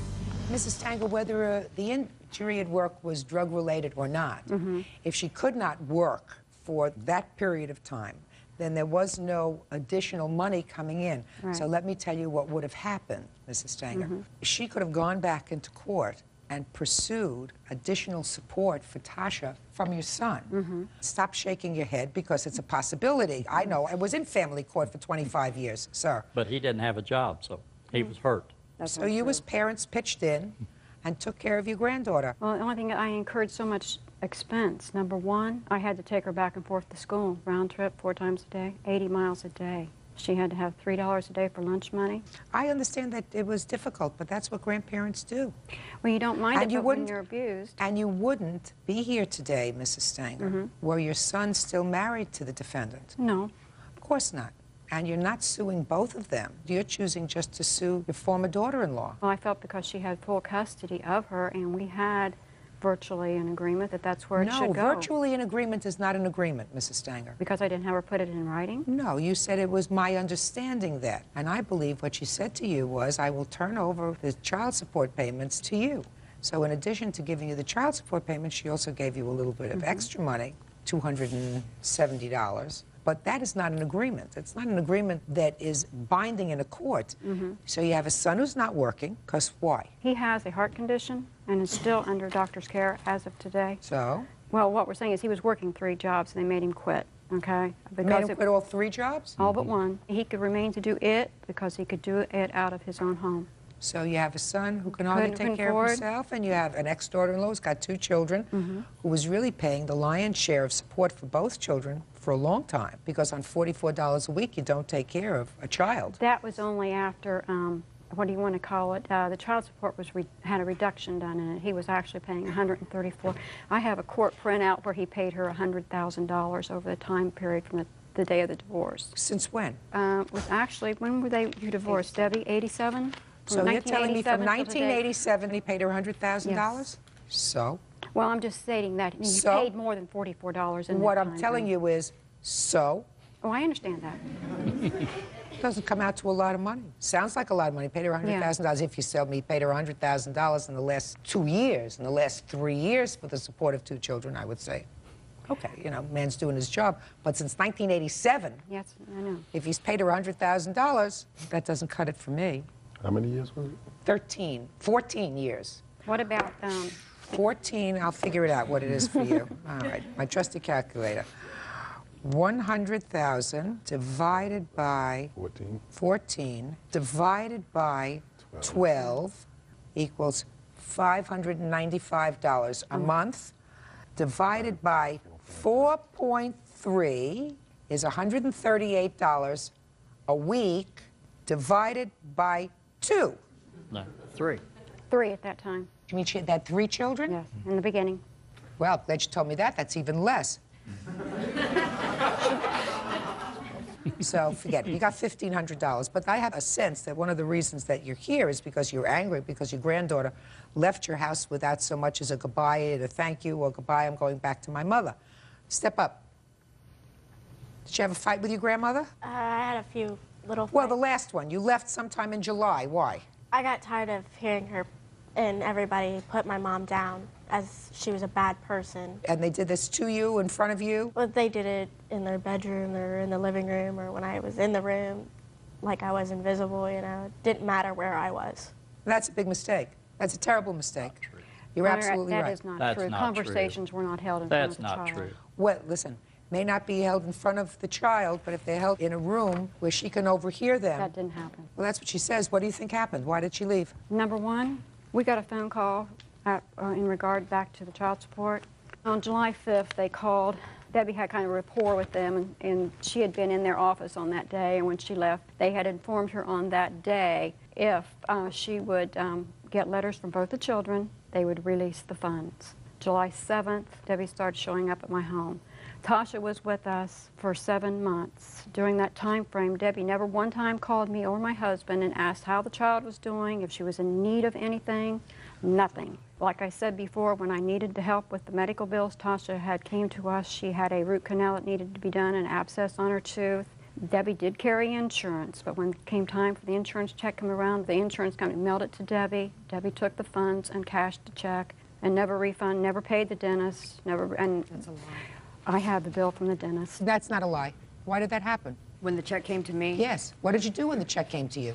I cashed it and I bought Tasha socks, underwear, and shoes. Wrong. Wrong. Absolutely. That was wrong. Yes, it was. So, how much was the check? $89.10. You owe her that. You want to buy your daughter underwear, you buy your daughter underwear. I didn't pay that. I didn't have a root canal done. I didn't have anything done. I still The have child to this day hasn't had the root canal. The infection in her tooth was so bad, they placed her on antibiotic, and I took her, as they requested, to a medical doctor. And well, what I'm saying to you, it was in her blood system. They said that it wasn't life-threatening yet, but it could get there. And if I hadn't got her help, that's a dangerous situation. I'm telling you that and you it was want to one take that I care got of that. placed in the middle of. What? The tooth has been pulled. The tooth has been pulled? Yeah. Thank heaven. Well, that's cheaper than root canal, just to pull out the tooth. Where was the tooth? My Wisdom's going back to take her place. molar. Didn't the dentist tell you that it would be better to do a crown and to do root canal work on a young child's mouth rather than pulling a tooth so that the whole mouth shifts? See, it pays to have a father who's a dentist. Didn't he tell you that? Yes, ma'am, but I didn't have the $562. Get it! Get 2 jobs. Get 5 jobs. Okay, so far I have that you owe her $89.10. The only out-of-pocket expense, as far as for debt, she needed a new book for school for one of her classes, $27.10. So you bought your granddaughter a book. I'm not so concerned about buying your granddaughter a book. Listen, if the reason that you left your grandmother's house is because you heard her and your grandfather saying things that were unkind about your mother, that was a tremendous mistake on their part, not on your part. But if you wanted to be a little more grown up, you would have said, I want to go home to my mother. That's what she needed to do. One time, and they said that I couldn't leave. That's not true. She never. They said that you couldn't leave. Why? Because I lived there, and my grandfather would not let me leave. You mean you felt like a prisoner? Is that what you felt like? No, it didn't happen. I think this letter here that she wrote Did you go out with your friends? Explains why she left. You never went out? In the 7 months you lived there, you never went out with friends? Once a weekend, if that. Fine, so you went out with your friends. Doesn't sound to me like you were a prisoner. She went anywhere and everywhere she wanted. I seen to it she did. Okay. And I think this letter that she actually wrote here actually explains why she left. She thought she was going to get that money, just like I stated, from the child support, and they was going to spend it on those things. Okay, good. She starts out with, sorry the letter's so sloppy, but dear Granny and Grandpal, I'm sorry. It's been great and all, but it was time to go home a long time ago. You don't get me or understand me. Well, that's probably true because grandparents don't get foolish teenagers. Maybe someday you will. And I know my mama's not perfect, but she is my mama and she needs my love. And I need hers. That's an honest feeling. I hope that you both know that I love you very much and I'll be back tomorrow for my things. It's not about how much you did or are doing or anything like that. It's just that nothing has changed in my heart. Your granddaughter says to you she knows she needs her mama right now. And she should. And that I will always have you. And she tells you what I'm getting a new job and a cell phone. She's made plans for school. And all those plans have fallen through.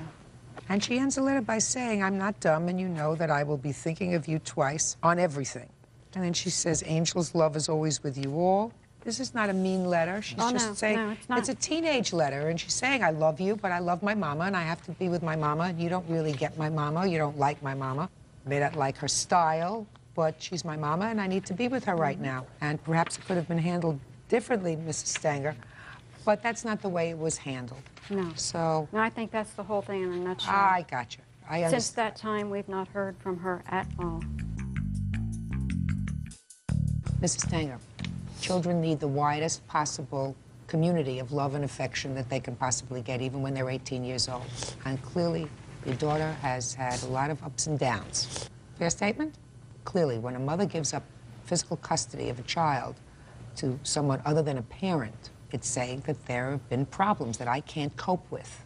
And the fact that her grandparents said, fine, we'll try, is a testament to them not something that should make you angry with them. If they did some foolish things while she was there by letting her little pictures overhear conversations, that was the wrong thing to do. But basically, they had reasonable hearts because they said, you know, she's our granddaughter and we love her, let her come and disrupt our otherwise calm household. When a teenager comes into your house, your whole house turns upside down. It never is the same. So your grandparents loved you enough to say, come live with us.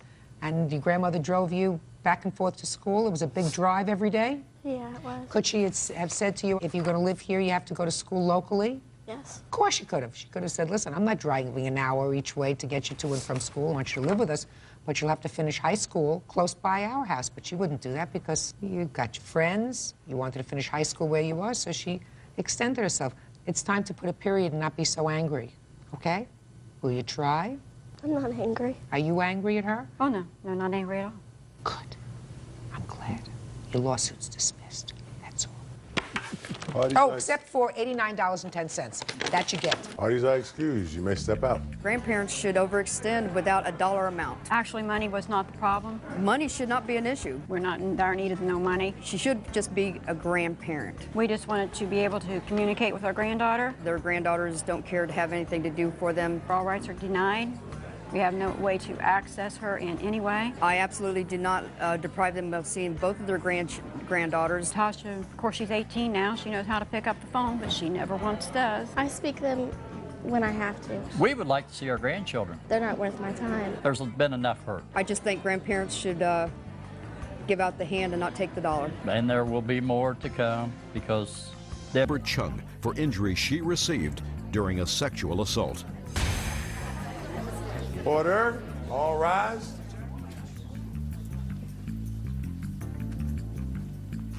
This is case number 112 on the calendar in the matter of Fong versus Chung. Parties have been sworn in. Judge, you may be seated. Sir, have a seat, please.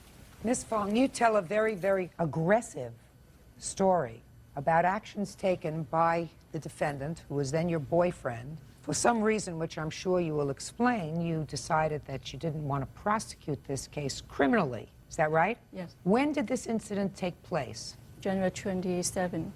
Tell me what happened on January 27th. Defendant Albert Chen, he discovered that I was going to display clothes at a ballroom dance school, and he became very jealous. And he went with you? He insisted he has to go. While we were there, he took me into a storage room. He started screaming at me, calling me names. He also attempted to burn my clothes and burn my face using a lighter. In the storage room? Yes, he tried to injure me and burn my face. You managed to get free, according to your complaint, from the storage room. Is that right? Yes, there are people there and people knocked on the door. He left, and when I tried to leave, he was there behind my car. And he got into the car with you? Yes, so I gave him a ride home. While I was driving, he blew anger at me. He punched in the windshield and tried to break the window. He also pulled the handbrake, tried to stop the car, and he yelled at me and tried to grab me out of the car. He said he wanted to die with me.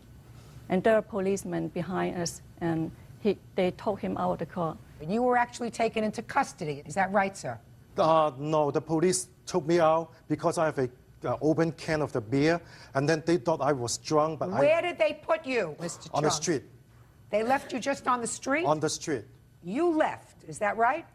I told the policeman I was very scared. I do not want the defendant to be in my car again. The police officers told me I could file a police report. And did you do that? Yes, I went to a local station and filed a police report. That night? That night. And an emergency restraining order was granted to me that night. And what happened when you got home? When I stepped into my house, it was close to 2 o'clock in the morning. I heard defendant Albert Chen leave a message on my recording. He sounded angrily on the phone. He threatened me to pick up the phone. I did not pick up the phone. 15 minutes later, the doorbell rang. I knew it was him, so I did not answer. And I tried to call 911.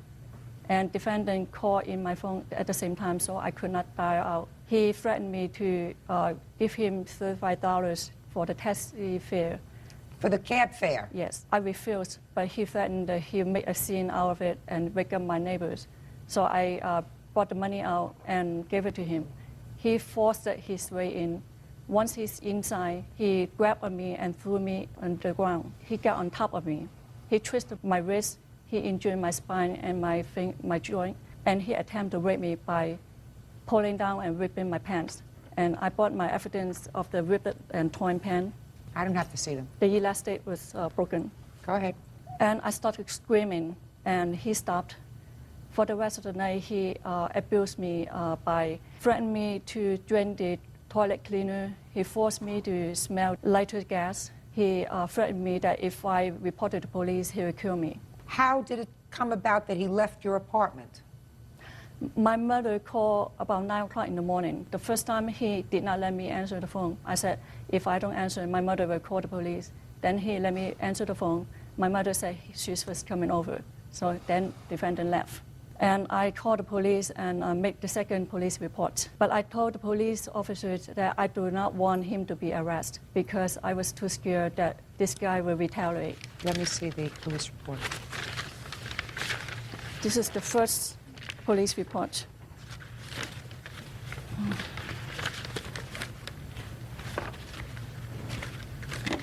This is the second one. And the bottom is stated that I asked the officer to not arrest the defendant. Why? Because I was too terrified. Then why do you come to court now, Ms. Fong? Because it's 4 months after, and also putting him in jail is very intense, that he will become very angry and retaliate. I also have the photos of the policeman talk on me. It was kicking on my face that was injured.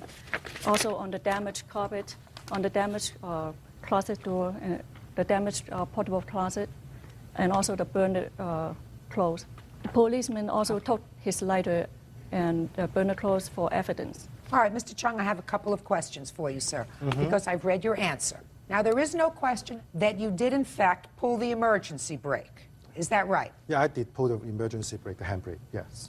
I want to mention why I need to pull the handbrake, because I told her to stop the car because I feel we were arguing in her car and she drives pretty dangerous. That's why I read your story. That's not a reason to pull a handbrake. Okay. She hadn't been drinking that night you had. You had an open can of beer, is that right? Right. Okay. So the police took you out of the car. And how long did you stand out on the street waiting for a taxi cab? Around like an hour and a half. And you were very angry at that time. Yes, I was angry. Then why did you go to her house that night? Because there's no question that you went back to her house. Is that right? Right. Now, you didn't live with her. I did not live with her. Then why did you go back to her house after being very angry? Listen to me, Mr. Chung, because I'm very smart. You tried to get out of the car. She wouldn't let you out of the car, according to you.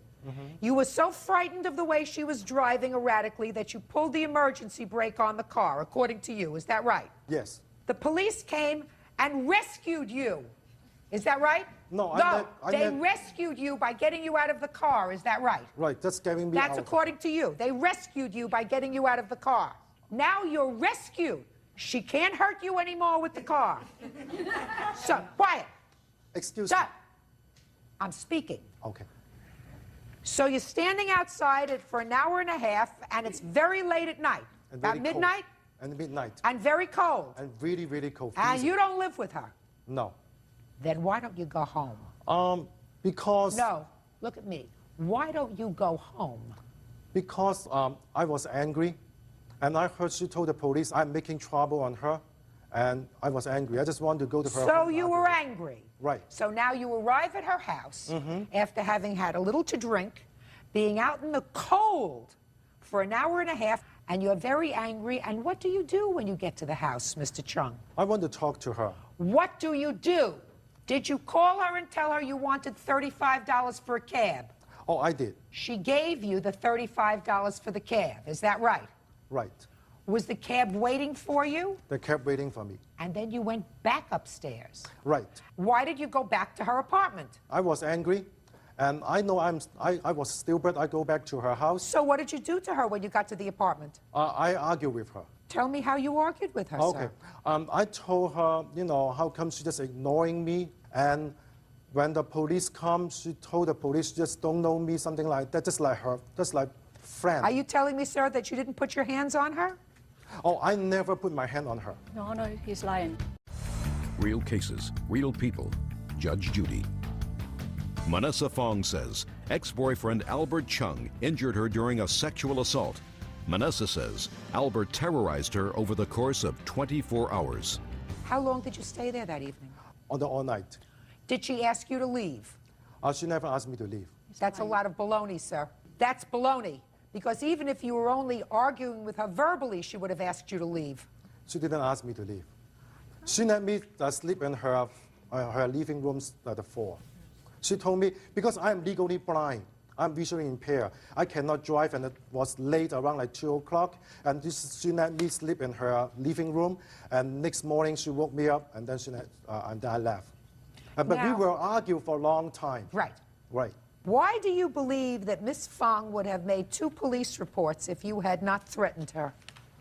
Because when the argument, by the time, my language was very strong and insulting her, and she was angry. And I just want to make sure you understand, I didn't do anything physically. I don't believe that, sir. her. I believe that you did something physically to her. I believe that you did. I believe that you went there that night and you were very, very angry. Right. And when you are very, very angry, based upon something that you did earlier that evening, you, for whatever reason, wanted her to stop the car, and you pulled the emergency brake up. You could see good enough to pull up the emergency brake. I don't need to see, I can feel it. Just like you can feel her face. You pulled up the emergency brake, which means, Mr. Chung, that you have a temper.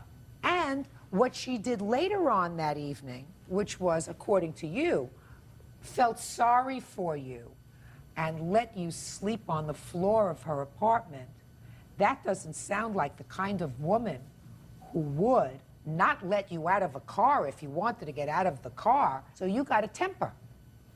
You've got a temper.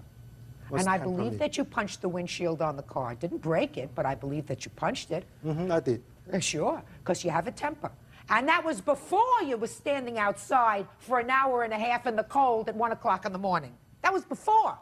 After you were really mad because she was ignoring you in the ballroom. Right? Mm-hmm. Good. You better stay away from her because, you see this judge? You may get some very nice judge if you go near her again. You may get somebody who will be very sympathetic with the fact that you tell them that you can't see, you're legally blind, you're a poor soul, all right? You can't put your hands on anybody. Never. In anger. And get away with it. And I'm just very sorry that she didn't follow through. But I tell you something else. If you ever go near her again, ever, it is very possible that you're going to get unlucky and get somebody just like me. Do you understand? Mm-hmm. And if you get somebody just like me, you're going to go to jail. And they don't care what your handicaps are. Do you understand? Yes. Keep your hands to yourself and stay far away from her. Judgment for the plaintiff in the amount of $5,000 as requested. Stay away from her. Thank you, Your You Honor. are excused. You may step out. I was terrified. The defendant was threatening me if I arrest him and put him in jail, he will kill me and my family. I didn't do it, and if I did it, after the police did the full investigation, I already been in the jail. And now the next case. All parties in the matter of McCall versus Wilhelm. Step forward, please. 71-year-old Bourbon McCall is suing his former friend, 32-year-old student Sandra Wilhelm, for unpaid loans and the cost of a car. Sandra says Bourbon's lawsuit is an attempt to keep her in his life. Mr. McCall, it is your claim in this complaint that you were romantically involved with the defendant and made a series of loans to her, including a car. Yes, ma'am. Then she broke it off, and you want your money back. Yes, Your Honor. When and where did you meet Mr. McCall? I met Sandra at a local pub that we both frequented. Okay. When? Sometime in March, Your Honor. And when did you make this first loan? Well, the first thing that happened, I had bought a computer, and Sandra agreed to come over and download it for me. Then she'd had an accident, and she had picked up a DUI, and her car was wrecked. So I then called her and asked her if I could be of any help to her. She said, well, my mother's got a car, that 88 Crown Victoria. Her mother was asking $2,300 for the car. I gave Sandra $2,300. We went in. She gave us the title. We then proceeded to go down and get it plated and titled. Did you expect Miss Wilhelm to pay you back the money? Yes, I did, Your Honor. Did you ever tell her that? Yes, I did, Your Honor. Shh, quiet. When did you tell her that? I told her that before we bought the car. I said, What did you say? I said, if we buy a car, I'll help you get a car. But I said, I want title to that car. She said, well, how am I going to get plates and insurance and the rest of it? Why don't we just purchase a vehicle? You'll have the first lien on the vehicle so that I'm protected. Well, the truth of the matter is, you really are not terribly protected. All you are, if you have title to the car, is you're exposed in case she has an accident, in case she doesn't get insurance. Well, she did that. I know, but that's a problem. Miss Wilhelm, first of all, how old are you? 32. How old are you, sir? 71. Okay. Miss Wilhelm, this, whatever kind of relationship you had with the plaintiff was of relatively short duration. I read your answer very clearly, and your answer says that he clearly wanted more from the relationship than you were prepared to give him. Absolutely. Absolutely. Can I see the title to the car, please? Yes. Who I has just the have a title? certificate of title. I'd like to see it, please. Here's a copy of the title. And I'd like to see the certificate of title. This is Exhibit B and C showing the registration and the application. I just want the title to the car. He has the title. This is a copy. Who has Yeah. the original? I have the original at home. I just made a copy of it, Your Honor. Well, that wasn't very smart, sir. Well, I'm not. That wasn't very smart because I read the defendant's answer very clearly. She says, Bervin's goal was to control me. When I didn't respond to his advances, he became increasingly hostile. Is that true? That is correct. It's not true. Eventually, I told him that he could have the car back because it's not worth the harassment. That's what you wrote. Is that what you wrote? Yes. Good. Sign the title over to him. Sign it over. Now. He has the title. You're going to sign the copy. We'll conform it. Show where to sign, Bird, would you please? You're getting good at that. Where? He told me he didn't want the car, Your Honor. Sign the title over to him. Signature of seller. And print your name.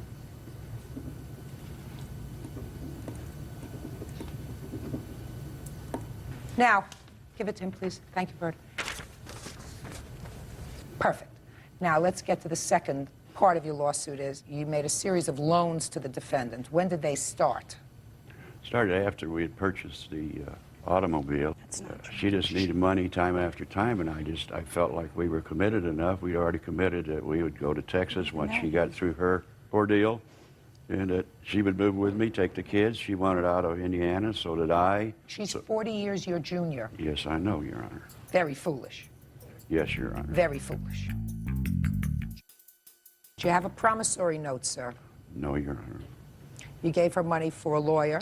Yes, How much money did you give her for a lawyer? $500. That's not true. You gave her money to pay her mortgage. $500. Did you ever get a note from her for any of those things? No, Your Honor, I was too involved. Well, you were too involved, and that's what you get when you're too involved, That's sir. right. You don't get paid for that. That's right. That's stupidity.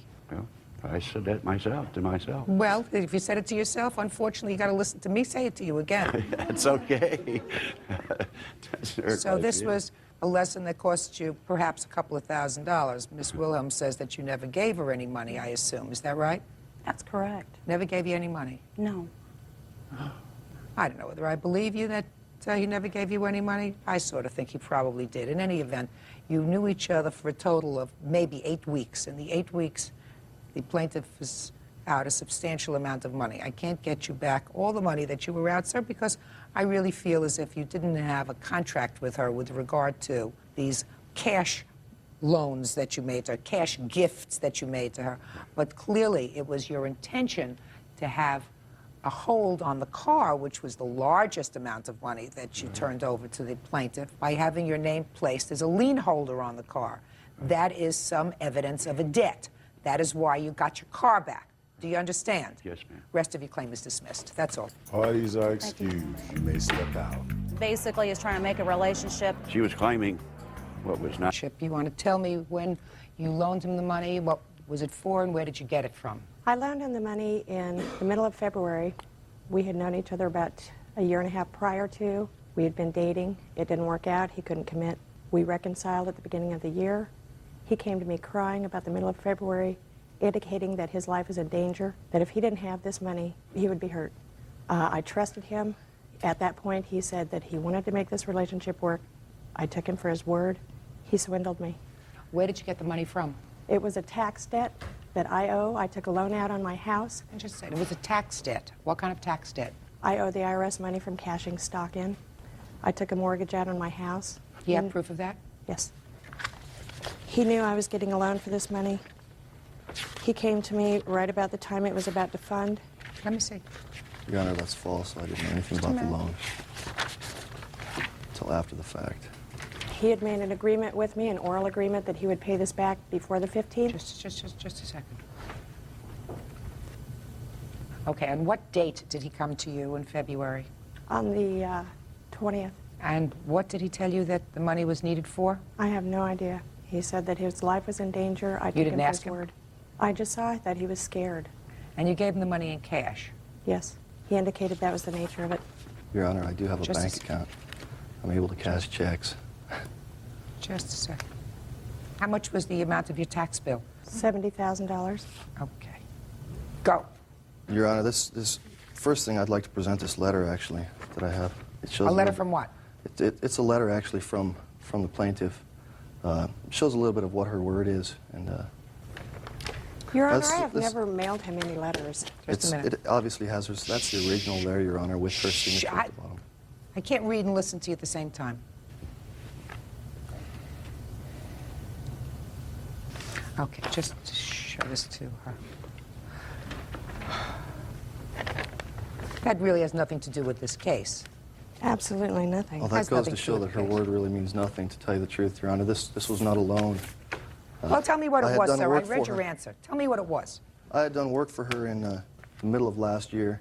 My brother as well was working with me at the time. He was my employee. And we had spoken with her, him and I, at the same time, were present, to do anywhere from $8,000 to $10,000 worth of work on her home. That's a lie. Skylights, countertop, tile, replace a double door in the front entry.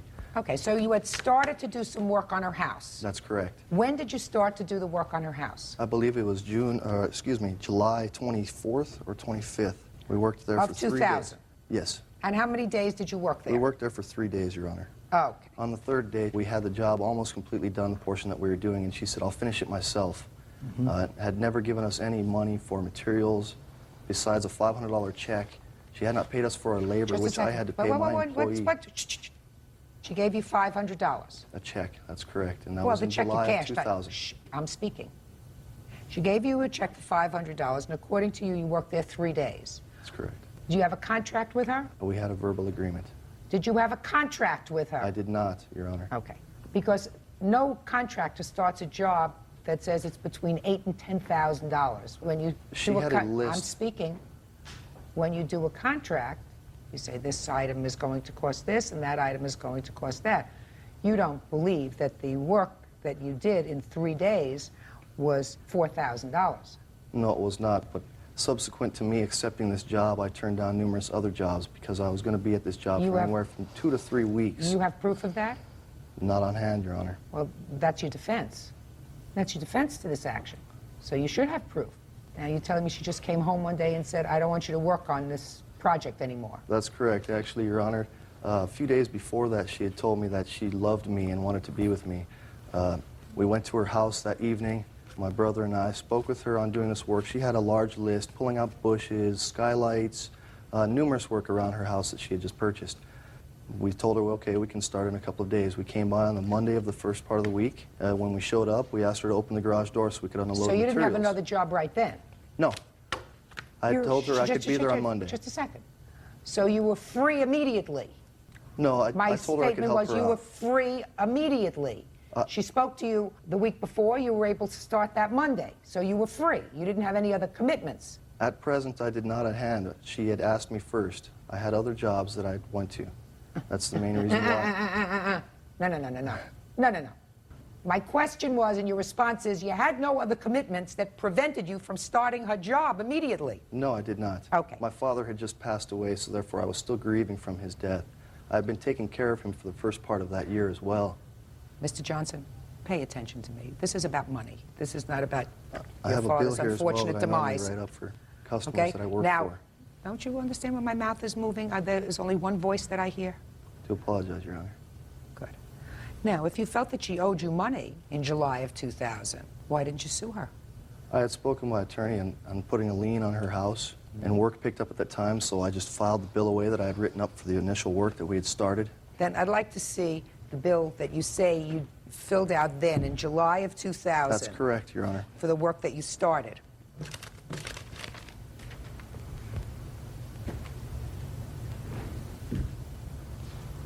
I do believe there's a legal term for this called quantum merit, Your Honor. You didn't do $4,000 worth of work in 3 days. I know what the legal terms are. Quantum merit means that you are paid for the work that you do. That's correct. This is not the work that you did in 2.5 days. She gave me a check for $500, that is it. Pay attention. This is not the work that you did in 2.5 days. That's not what your answer is. Your answer is that you gave up other jobs because you had a job that you thought was going to last several weeks. That's your correct. defense. That's correct. So what are you showing me this bill for $4,000? That's the work that we started doing. Halfway through that, she decided to tell us, and I'll finish the job myself, because the first day we arrived on the job, she had a new boyfriend there. Your Honor, the reason that I... Did you remove the countertop? That's correct. Did you install a new countertop? That's correct. One out of 3. What do you mean 1 out of 3? There are 3 countertops. He installed one, gouged the second one, and left the other one standing That's in my false, garage. Your Just a Honor. second. Is it there? I paid somebody else to correct the job. That's false, Your Honor. There was one section left not put in, Your Honor, and that was the sink side, and that was the day that she asked us to leave. She would finish Did the you tell job him to leave? herself. I fired him because he verbally assaulted me. What did he say? That is He false, quoted Your me Honor. that the job would take 3 days, cost about $800. We're talking tile on the floor, kitchen countertops, and a kitchen sink. The initial job that we had quoted was just the surface. On the 3rd day, Not to my the stove countertop. was still not put in its place. The countertops were, my kitchen was not functionable. He kept verbally assaulting me, making rude that's comments false to again, me. Your Honor. Please I don't want to hear interrupt any me. interruptions. That's a lie, Your Honor. Please don't interrupt. That's a lie. That's a It is pure not lie. a lie. Out. Him. Out.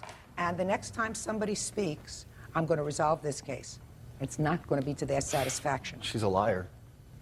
That's a lie. Do you understand what I'm saying to you?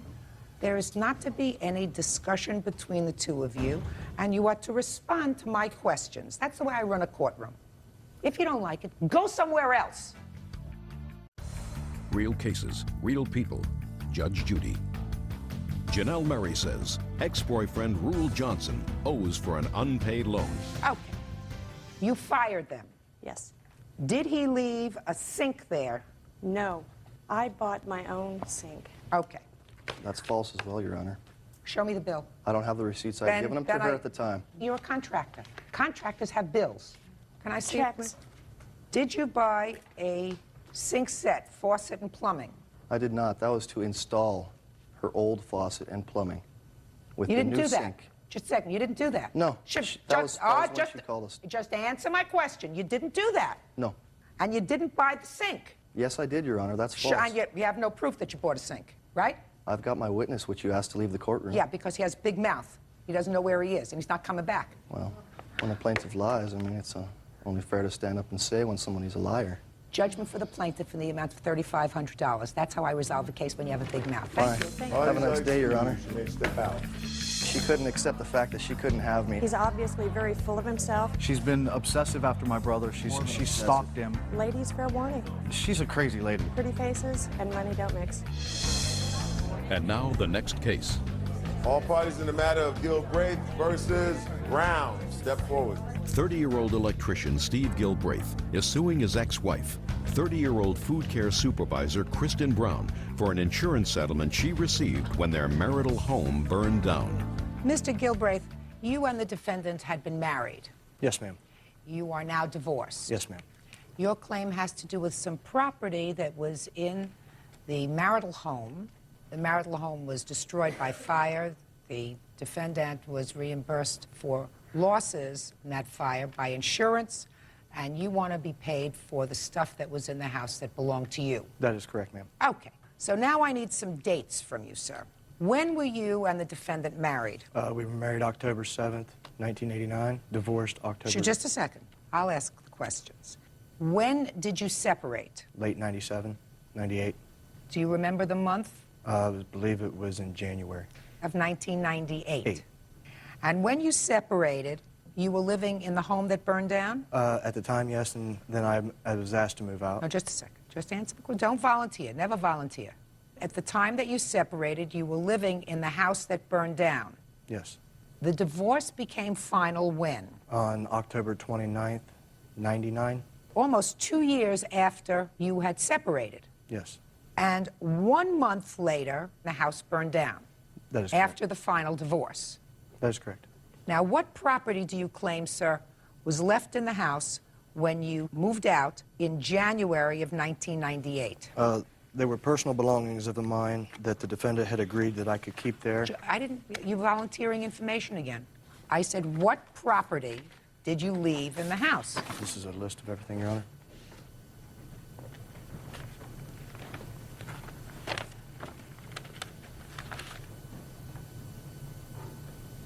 All right, Mr. Galbraith, between January of 1998 and the time of the divorce in October of 1999, had you gone back to the house at all for any of your property? Yes, ma'am, I did.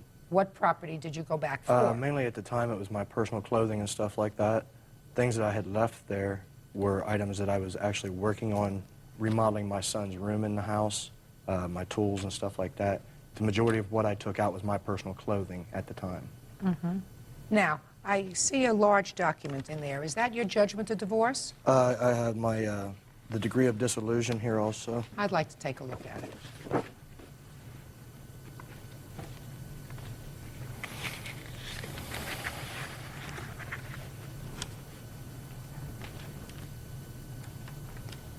This says that at the time of your divorce, you and your wife had allocated all property that belonged to each of you. That's correct.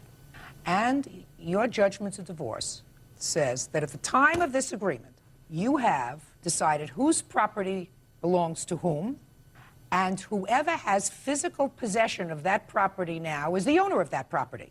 Did you know that? Yes, ma'am.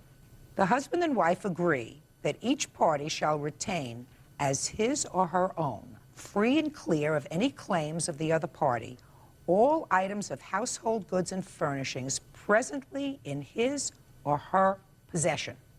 That's what it says. So, at the time that the house burned down, sir, all the property in her possession was hers. The power tools that were in the house I was using to, like I say, to remodel my son's house. Those are tools I use every day on my job. The items that was in there were items that we, her and myself, had agreed verbally that she would allow me to keep there. Then you put it in this agreement. Did you have an attorney? At the time, no. Should have. You signed this. As I said before, we had a dissolution, and it was an agreement between us in the best interest of our children to keep everything. We've been friends for over 20 years. We tried to keep it in the most friendly possible way we could. That's fine. What I'm saying to you, Mr. Gilbraith, is that you keep it as friendly as possible. But when you outline in an agreement all other property, you talk about the house, you talk about the car, your truck, it names the truck, it names the year of the truck, the make of the truck, the model of the truck that you're going to keep. It talks about the car that she's going to keep, that she's going to keep up the insurance. You have to do certain deed transactions. It talks about all of those things. And then it talks about personal property. And if you had any personal property in that home, you'd just as easily say, listen, we have to put in another paragraph and list all this property that I have in the home that belongs to me. That's very easy. Didn't anybody tell you that, sir? Am I the first person who's told you that? No, ma'am. I just, as I said, I assumed, being friends that we were, that I could take her on her word. Did you give him your word that this was all of his property? No, ma'am, I didn't. This list, which was made April of 2001, well after the fire. That's how long it took me to get all of the records and inventory from the insurance company. It may be, sir. But you had no insurable interest in the property as of the date of your divorce, because as of the date of this divorce, you were not the owner of any property that was in her possession. It's a simple legal matter, unless she acknowledges that she was merely holding this property for you. You acknowledge that? No, ma'am. However, she knows the tools that were in my son's room and all my stuff that was there in that room was being done for her in regards to the remodel of that home, which I had promised I would finish. Unfortunately, a fire happened in the home before that. That may be. But you're not suing under that theory that you were a workman doing renovation in the house, your tools were there when it burned down, and therefore those tools should be covered by her insurance. It also says in my agreement any inheritant material that was in the house was also mine. You're talking about under miscellaneous? Yes, I had things that were given to me by my deceased mother and etc. Mr. Gilbreth, don't pull my leg.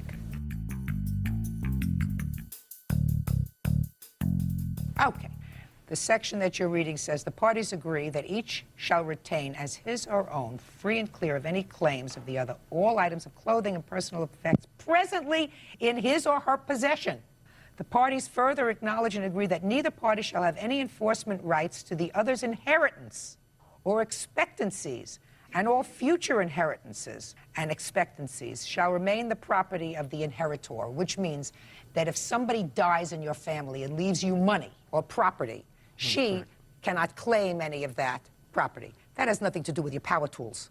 No, it has to do with quilts that were made by my mother and my grandmother. You should have gotten them out before 2 years.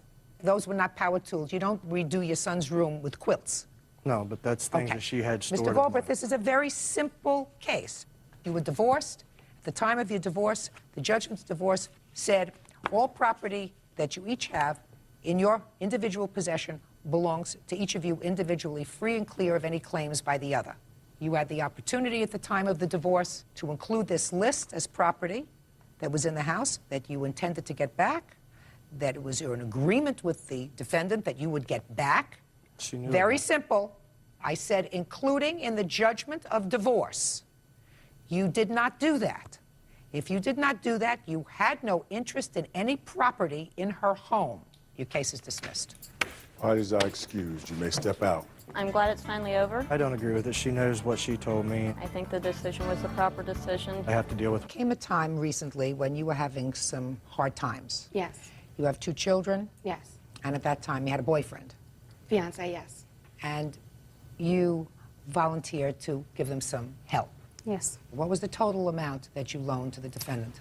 Altogether, there was a total of $8,992 with an additional $925, which was a loan to Kate only, not to the both of them. Did they sign a note? They did. May I see the note? Yes. There's actually 2 separate notes. The first was for the initial amount, and then it got a bit higher. I had them sign another one. Both of them don't even add up to the total amount of what was lent. Well, this is $7,000. Yes. Then there was an additional $1,900. Do you have any notes for those? I don't have any notes for those amounts. I have a breakdown of everything that I lent them and what it was for. And what was the $925 just to the defendant? The $925 was while I was on my honeymoon.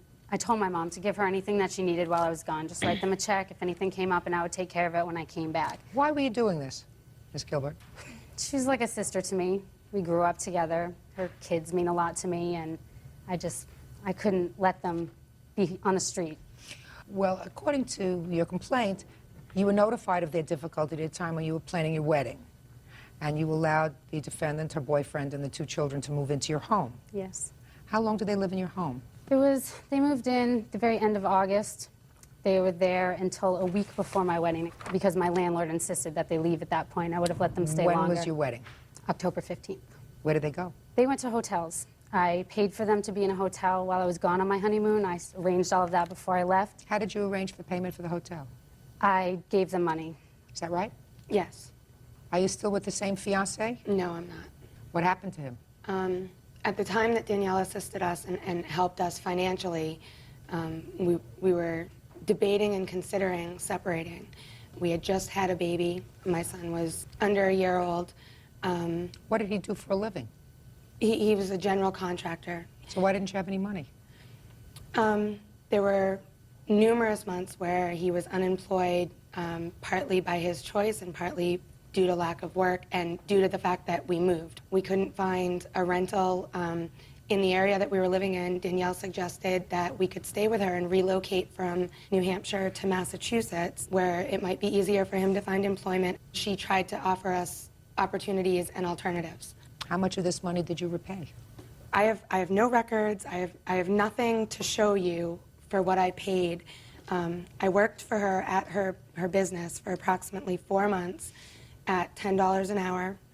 The majority of what I made was never given to me. It was just paid back toward what I owed. How much? I would say approximately $4,800 is what I came up with. But again, she kept track of everything. Lots of things were cash, lots of things were verbal. You would have no reason, considering her kindness, to believe that she would cheat you.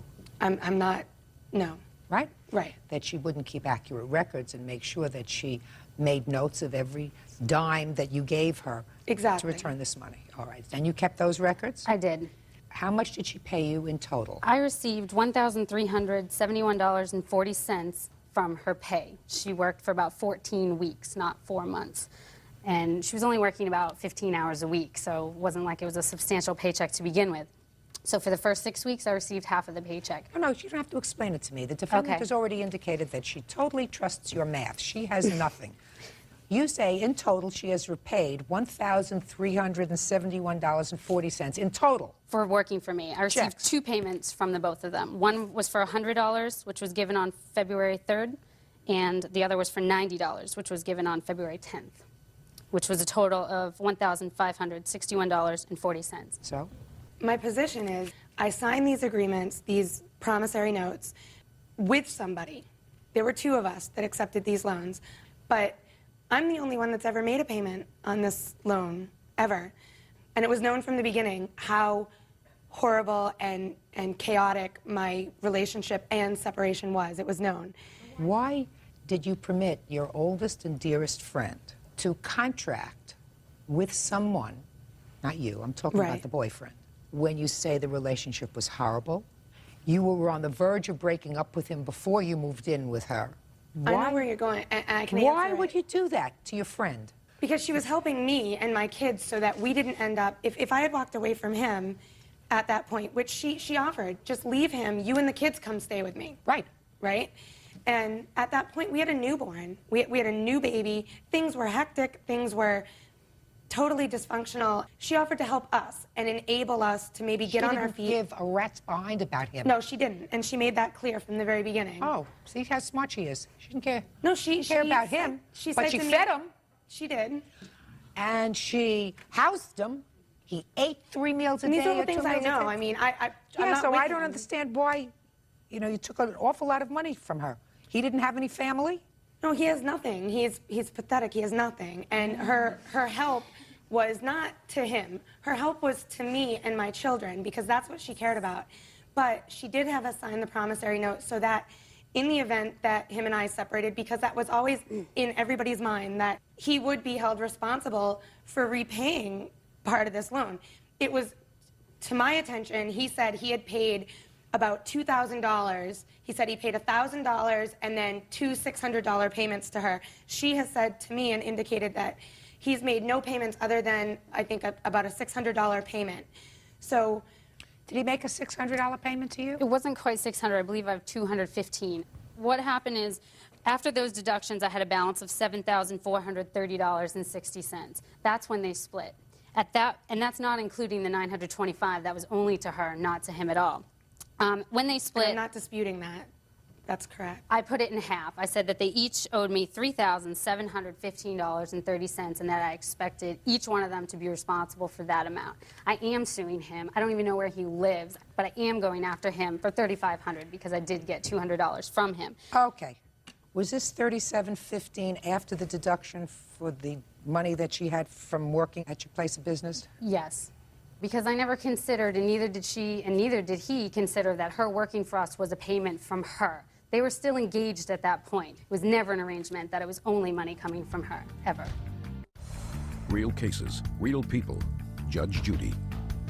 Danielle Gilbert says when former friend Sarah Kate Shoemaker was down on her luck, she stepped in with a loan. Danielle says she's never been repaid. Go ahead. The money that I made while I worked there and that was applied to the loan did come from both of us, but he could care less about her. You know, it was never that I tried to avoid the loan. It was that after a year of trying to make it work with this person, to this day right now, standing before you, I would still be working for her. I'm not, and I haven't been. And why? Because he put such strain on our relationship that I had to leave with my kids and go to a safe house. Literally. Are you working now? I'm a student. I get aid for my housing as long as I'm in school full time. Do you pay child support? I don't even know where he is, Your Honor. Trust me, I have 2 kids, and I'd like to get support from him. I'd like to see him pay back what he owes her. I'd like to see him... What about you? What do you mean, what about me? You still owe her money, about $4,700. I'm aware of that, and I tried to make arrangements with her based on what my income is at this point, but I mean, I've had my 2 kids, we've relocated under severe circumstances. It wasn't like I packed my bags. It was completely crazy, and it was hectic. But I haven't heard from her until I filed this suit. For how long? She stopped working for me in March because she didn't show up one day. And I called, I told him that our friendship was over. What kind of business? It's a restaurant. Our friendship was over and that I'd had it and that I was done helping and that I needed to make payment arrangements. And she said she would make payment arrangements with me, but it would lead into, oh, Monday I'll give you this amount, and then Tuesday would come and I'll give you this amount on Wednesday. Until finally I never heard from her again. She relocated, like she said. I didn't know where she was. I had no way to find her. I had no way to even get her served. I happened to see her driving around town one day, and I followed her, and that's how I got her address, so that I could get her served. Otherwise, I wouldn't even be standing here. I wouldn't even know where she was. And him? I have no idea. Did you file for child support against him? I did. We have a hearing on October 11th. I left the residence, went to the hospital due to an assault, filed a restraining order, and at the same time, I filed for custody and support.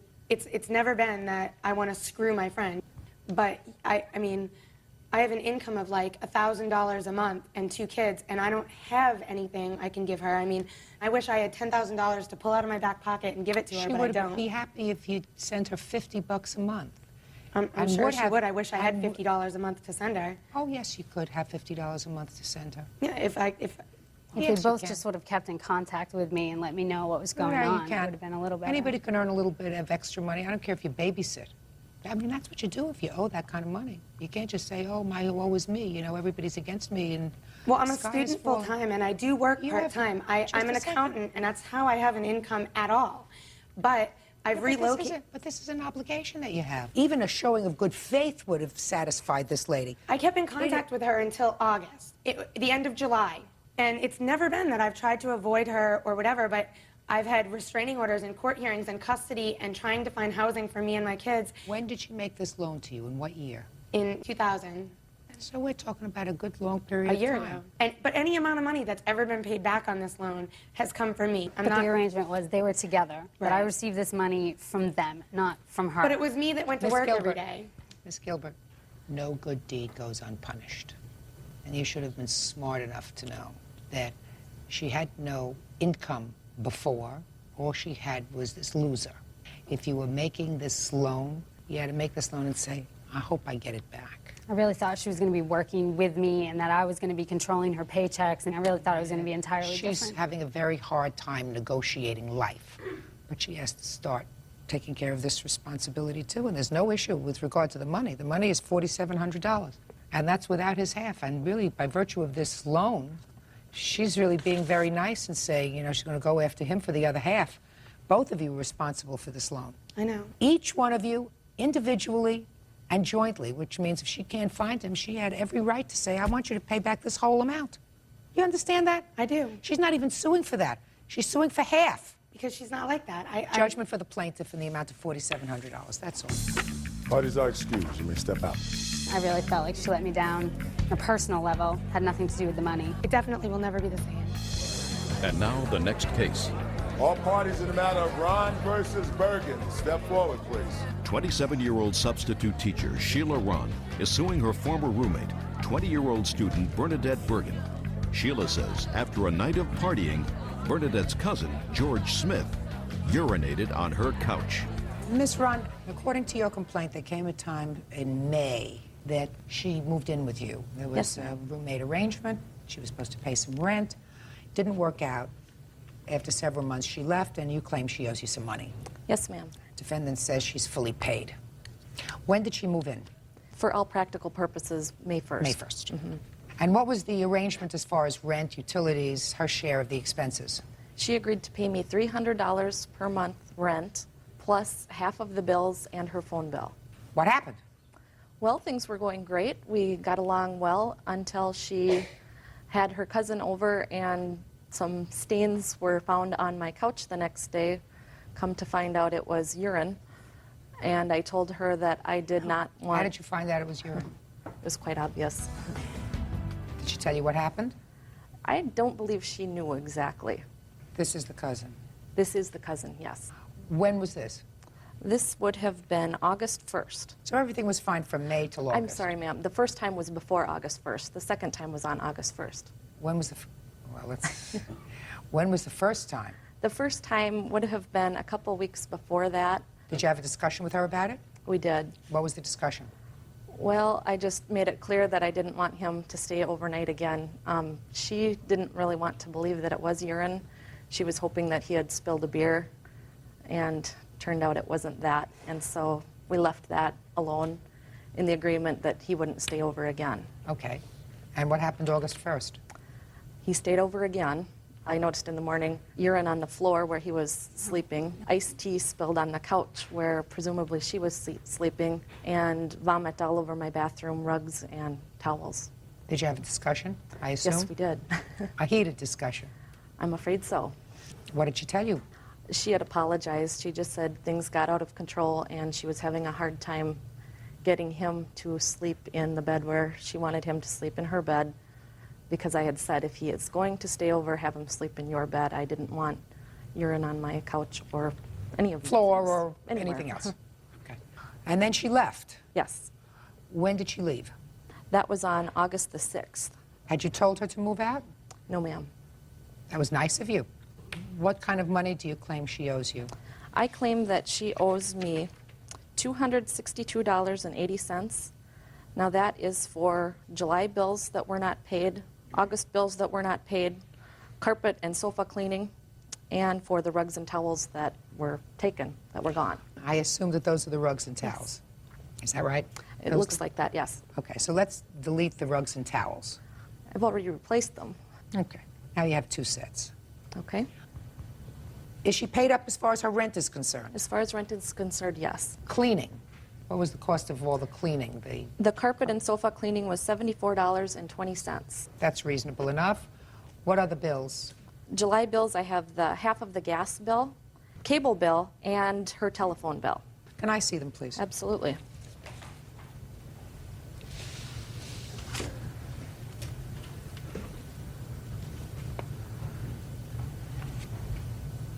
Okay, we have gas, telephone, cable, electricity. I mean, it all doesn't amount to a whole lot.